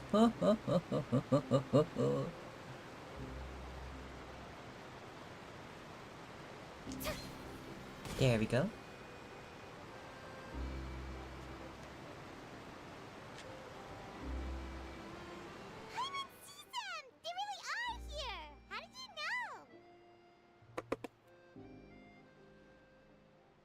Navia mentioned that she stayed in touch with Linny and the others after working together. Apparently, they've been at the docks distributing these strange pockets the whole time since. Traveler, Paimon. Ah, and Miss Charlotte, too. Would you like a magic pocket? What sort of gadget is it? It's a wondrous bag that can be used to carry many things. The water level has returned to normal, but if you see any of your things floating around, you can use this to carry them. Or you could trick a friend into doing it for you. Trick a friend? I wonder which of my friends would fall for that. Nope, I'm not gonna fall for that. Sorry. You could just make a friend like Fremine here. Isn't that right, Fremine? Did you just dunk on him? Is this what you meant by, I'll help you make some more friends? To be honest, that sounds pretty sweet. Could I have your contact, please? Sure. Please, write down my address. You sure are working hard to help Fremine socialize. He was the one who proposed doing this. He even wants to assist in our magic shows. Ooh, that'd be so cute. Yes, I was planning to first introduce Pear as an assistant, and later Fremine himself. In the future, I think we can leave underwater escape magic to him too. That said, would anyone want to see a diver escape underwater? Oh, it'll work out. Every journey begins with the first step. He'll become a part of our show eventually. Oh my gosh, I'd love to see Lynette, that. could you come over? Miss Charlotte says she wants to take a picture of us. Got it. My, that Charlotte is rather perceptive. She got rid of everyone the moment she realized I had something to say to you. Huh? So, how have things been, Traveler? What do you have to say to Father me? says that you did a great deal during the latest events. She's very grateful for your contributions to Fontaine. That's alright. We were more than happy to help. So, what's she doing now? Oh, I guess you haven't heard. Well, after Lady Farina left, Father and Monsieur Neuvillette opened negotiations, during which he gave Fontaine's Oh gnosis my to her god, they as got the a gnosis in the end. diplomatic Fuck. gift. A diplomatic gift? A gnosis? Yes, I was quite surprised at first myself. But when I thought it over, there were actually a number of things going for it. It could have been done as an apology for the incident with Lord Child, or as thanks for his help in tying the all-devouring narwhal down. Furthermore, Father did also lend significant aid to Fontaine and Poisson. Well, that's true, but this is a gnosis we're talking about. Doesn't this seem a bit irresponsible? I would agree, but I've also heard that it seems that Monsieur Neuvillette has had a significant change of heart regarding the matter. So there's some reason for this that only Neuvillette knows about? I suspect you'll have to ask him about that yourself. Ah, yes, speaking of which, I did see him strolling around the entrance to the Fortress of Meripede a while back. Isn't he real busy and stuff? Paimon didn't think he'd have the time for that. But back to the topic. The gnosis was given to the knave, right? What about Child? They say that he's returned to Snezhnaya to recover from his wounds. I hear that the recent disaster really did a number on his health. Well, I guess I can now call him one of my war buddies. That's true. When you think about it, we've had loads of run-ins with the Fatui. To think we'd be allied with them this time. Yeah. So shocked by such a simple switching of sides? Who?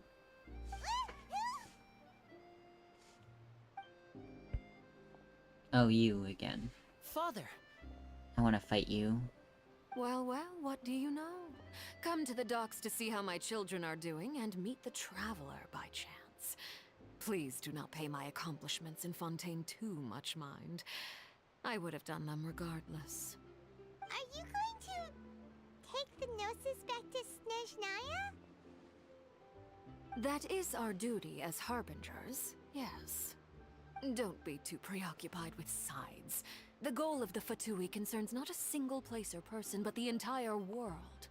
With such a grand goal in mind, it is inevitable that we must wear many masks. Switching my masks is something I've always done. Will you keep to your position? Well, that depends on many things. No one truly knows what the future holds. What good is honesty if you can't rely on it forever? As for you, I very much look forward to our next collaboration. Good things cannot be achieved alone, and you've proved yourselves to be great partners. Actually, I just remembered something. Please help us deliver this. A vision? All right. I'll remember to return it. Thank you for keeping it safe for him this entire time. I very was close to destroying it. But I couldn't. The game didn't let me. That's a wrap for me. Huh? You're... Greetings, Miss Journalist. Hello. If I'm not mistaken, there are diplomatic channels I'll need to report to take a photo of you. That is correct. So forgive me, but I will not be able to serve as a subject in your article. However, feel free to write as much as you'd like about our dear magicians and our upcoming rookie talent. I will. The sea breeze is quite pleasant. I shall continue my walk while the weather remains so agreeable. Farewell. Farewell, Father. Farewell, I'll beat you up someday. She has such an intimidating presence. I didn't even dare to take a picture. Thankfully, I've already wrapped up all my pre-scheduled interviews. Thank you all. This'll be more than enough for me to write about, I'm sure. Don't be too nervous. Why don't you take a magic pocket before you go? Here, Traveler, Paimon, you take one too. To move things about? That's right. Funny. I was giving out magic pockets when we first met too. And what do you know? I'm doing the exact same thing right now. So many things have happened, but the pockets are still the pockets. I guess this must be life.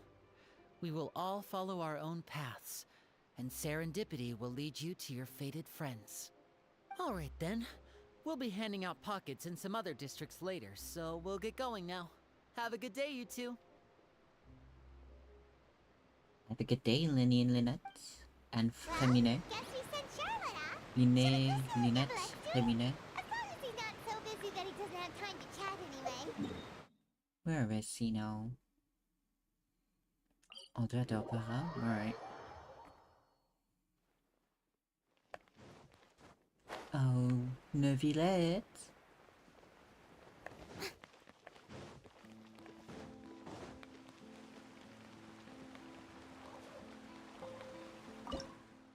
I still don't have enough hydro sigils, damn. Alright.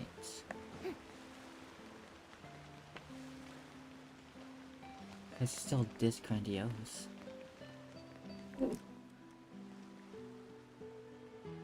No, Fremina's not here. He's in behind there. There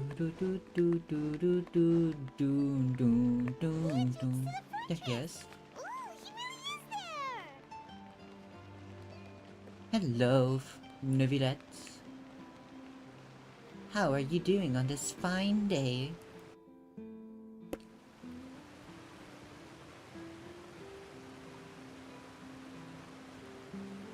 So, you really are here, Neuvillette.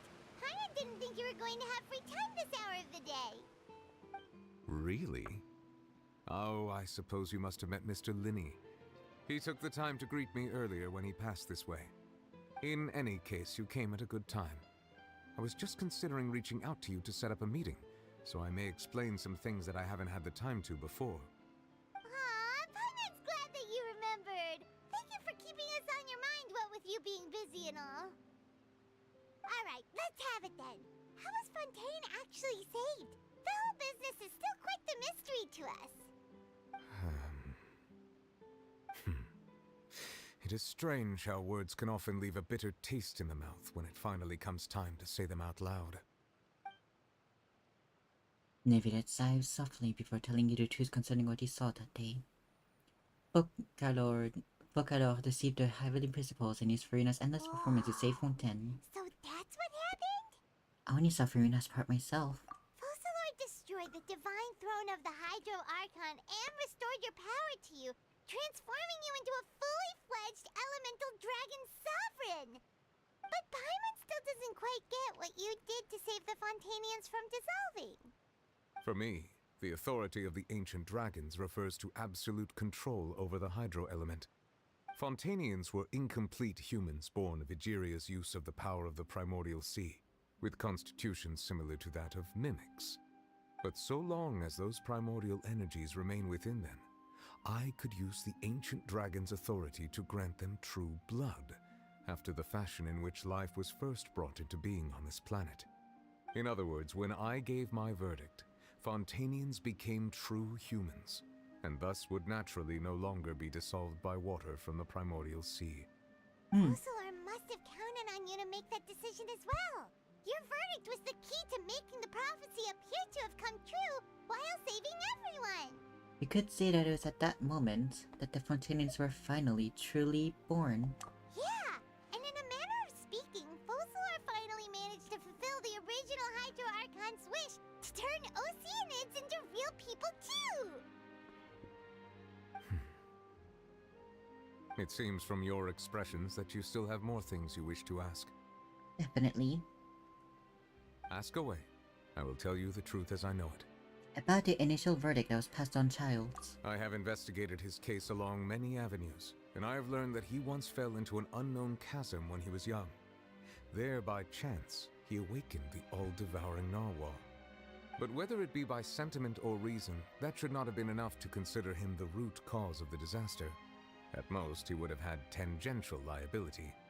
As for the judgment passed by the Oratrice during the trial, whether it was due to that liability by association, or Focalor deliberately using him to buy time for us on the assumption that he would be able to hold the creature off, I cannot say. Guess Focalor had Fontainians in mind the whole time. In the end, it was thanks to her that they finally became real humans. Hang on a second. Paimon suddenly got another question. Back when Fontainians hadn't yet become real humans, were the children they had also transformed Oceanids? Life has always flowed like water. Do you recall how Fontainians would often come to the Fountain of Lucine to pray for children? Yeah, Lynette said the fountain is where all the waters in Fontaine converge. In truth, even those couples did not know that such prayers were no mere custom, but instead a form of ritual. Those Oceanids who were blessed within the spring water would later descend as new humans in the coming months. Paimon sorta gets it now. Either way, seems like this ritual won't be of any further use, but it'll probably live on as a local custom. Ask away. I will tell you the truth as I know it. Fontaine's future. Yeah, about that. Risley said Farina has already left. What's that all about? Ah, Lady Farina. The people are only aware that her death sentence has not been carried out. She abdicated the post of Hydro Archon and left affairs related to that title to me, before leaving the Opera House. I related Focalor's words to her faithfully and completely. After hearing them, she seemed neither saddened nor comforted. She simply said that she was tired and needed to rest. Having said that, she then packed her things and moved out of the Opera House, not unlike how an ordinary person might. But she's still got a place to stay, right? You need not worry. I will make arrangements to ensure that she will not want for food, clothing, board, or travel. In truth, I am somewhat happy for her. The wear and tear on her spirit will, of course, take time to heal. But now that she no longer has to play the role of Focalor the Hydro Archon, she can finally lay down her burdens and lead a normal life. What about you then? What are your plans now that you've regained your full powers as the Hydro Dragon? After Focalor passed on, the Oratrice also ceased to function. This matter will directly affect our trials. After much careful consideration, I've decided to take over its role in our courts. From now on, I shall hear cases and pass verdicts by myself. Looks like you're still considering stuff from the perspective of the Udex, huh? As an elemental dragon, there are indeed many things that I must do. But this power and this duty, in a manner of speaking, you could say that both were granted to me. As such, before I attend to my other responsibilities, I must first and foremost continue to serve Fontaine as its highest judge. The duty of the Hydro Sovereign and the duty of the Iudex shall coexist within my person. Additionally, the Hydro Archon's departure has brought about another problem, which is that the Opera House shall no longer produce indemnitium. That's true. That power was derived from the people's faith in the Hydro Archon, wasn't it? Wait, but the various mechs and machines in the city are all still okay. Where are they getting their energy from? As I am now, I have full command over New Musia, and it can serve as a complete substitute. Another reason why I cannot quite leave Fontaine immediately. Wow. This ancient dragon's authority stuff is really quite useful, huh? Ask away. I will tell you the truth as I know it. Fontaine's Gnosis. Oh, that's right! They say you've given it to the knave as a diplomatic gift or something! Leaving aside their intentionality, the two Fatui Harbingers have indeed done much for us during this crisis. Their sole remaining goal in Fontaine, at least at this point, would seem to be the Gnosis. The Oratrice has ceased to function. The Hydro Archon's divine throne is now no more, and I do not need the Gnosis's power. As such, it has lost all meaning for Fontaine. If the Fatui have impure designs, then we might as well accede to their request now, and avoid unnecessary conflict. What complicated considerations! Paimon thought you were just giving it to them out of gratitude to the knave and as an apology to Child. Ask away. I will tell you the truth as I know it. But next up on my journey. You will soon be heading to Natlan, I presume. I'm afraid that I have little talent as a travel guide, so all I can do is tell you what I know about that land. As far as I'm aware, Natlan can be said to be a nation of dragons. Let's go, dragons! You mean like you? No, I suspect that I would not find myself welcome there. Unlike ancient dragons such as myself, the dragons of Natlan have undergone long years of development and evolution. Large numbers of them have entered a form of coexistence with humanity. Natlan is also the nation of war. War ravages those lands like an undying flame. There is one other piece of information I got incidentally from my negotiations with the knave that I believe may be useful to you. The Harbinger known as the Captain has thrown his hat into the endless ring of war. Oh? The Captain. Can fight him too. Sounds like a real tough customer. Seriously, everywhere you look, there's a Fatui Harbinger doing their thing. I suggest that you fully prepare yourself before going to Natlan. In the meantime, Fontaine's doors will always be open to you. Who is this person? Ask away. I will tell you the truth as I know it. That should be it. Hang on a sec. Paimon's still got a question about the Gnosis. When we spoke to Linny earlier, he mentioned that your attitude towards giving away the Gnosis had clearly changed. We guessed that there might be some reason for it that only you were aware of. No wonder the House of the Hearth is the Fatui's intelligence division. They are certainly sharp. So regarding this specific issue, I was just getting ready to share something with you. What is it? In truth, I exchanged some further words with that lady named Skirk after sending you two back to the surface. It went something like this.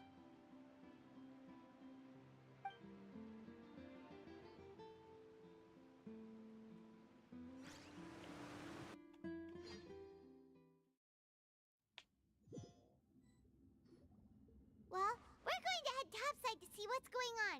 You hurry over soon as well, all right, Nervalet? What next? The all-devouring narwhal isn't here, so I'm no longer getting any interference. I can finally catch the scent of your power, what it's made of. It is the authority of the planet's primordial dragons, but with something very similar to a god's curse mixed in. It's quite a novel blend. I'm sure I've encountered something like this before. What was it again? I do not know what you speak of. Ah, of course. How could I forget? You should have the remains of the third descender on your person, yes? Huh? Remains? I've never heard of any such thing. Huh. According to your parlance, I believe it may be called a gnosis. Well, that much is true. After Focalor's divinity faded, she handed her gnosis to me. But I fear I have never heard of it described in the manner that you just did. I've been training with my master, the Foul, ever since I was young, and I have never returned to the surface since. So most of the information I possess, I got from him. It is only natural for those who are greater than humanity to possess a different sort of common sense, which is why there are so many problems in our attempts to communicate with humans.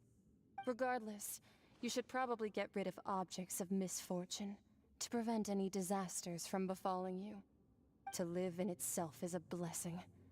But once a person dies, the bonds he once had with this world shall all turn to curses.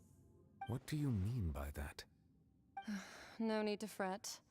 These are just my personal thoughts, and my reason for no longer wishing to return to the surface.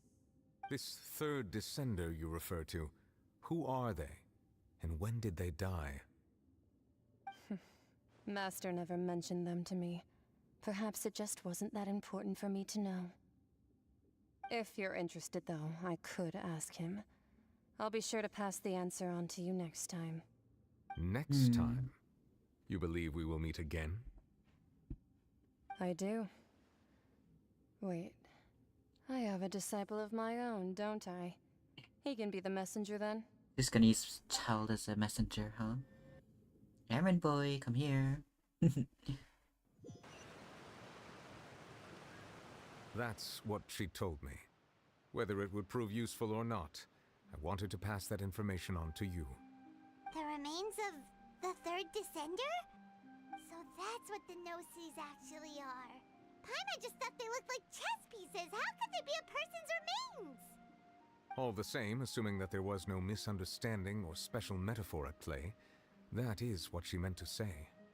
And she said that it would bring misfortune and that you should check it, which is why you gave it to the Fatui. If she speaks the truth, then I would simply be putting Fontaine at unnecessary risk by keeping it here. A descender. She mentioned one of them. I am the fourth descender. One, that the... Oh fuck, I didn't read the passing. One, that the Gnosis are related to descenders, and two, that the one who came before me has already died. I had guessed that you might already be familiar with this concept, but I did not expect you to be one of them. That means that the Gnosis, which are exceedingly element compatible and can even enhance elemental abilities, do indeed come from the third descender. I wonder, does your body also possess similar properties? Like being able to use elemental powers without a vision. That does sort of count as special compatibility, right? No, let's not think about this stuff right now. It just feels creepy. Comparing the Traveler to the dead third descender and all. Don't worry, I won't die so easily. That is a skill issue on the third descender, and I don't have a skill issue, because I am the best. That's what you say, but this topic still feels like bad luck. Once Child recovers, let's get some more answers out of him. Or go look for his master and get the answers that way. I too believe it unwise to make too many blind guesses when information is lacking. The same is true of being at court. Alright.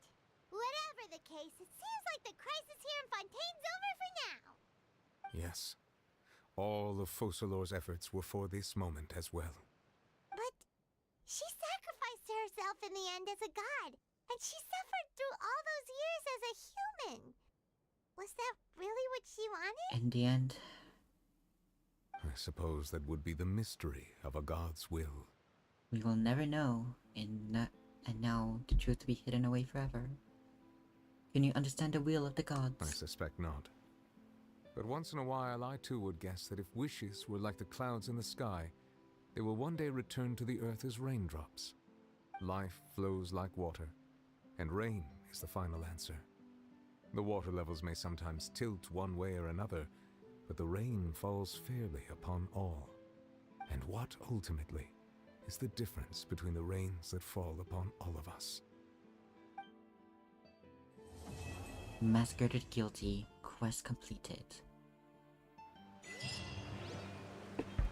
Whew.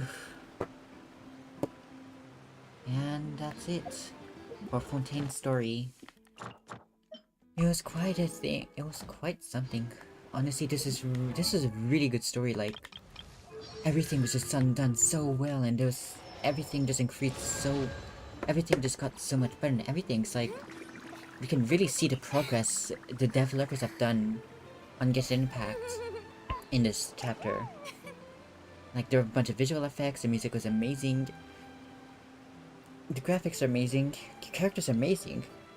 Everything was just great. But alas, next time shall be the battle. We shall join up in Natnan, and in Natnan we shall uncover a new story, a new nation, a new god, a new everything, and who knows? Perhaps it could surpass Fontaine's story. But until then, who knows what'll happen? We aren't there yet, after all. Tea But parties in are the a end, must for the well-mannered. thank you very much If for you'd like to learn the watching proper today's etiquette, stream, and I'd thank be you very happy much to for teach joining you. in to see the finale of Fontaine's story. Perhaps next time we shall see each other, it shall be for Natlan, or another story, or just a little side story, a little event, something, who knows. But until then, see you all next time.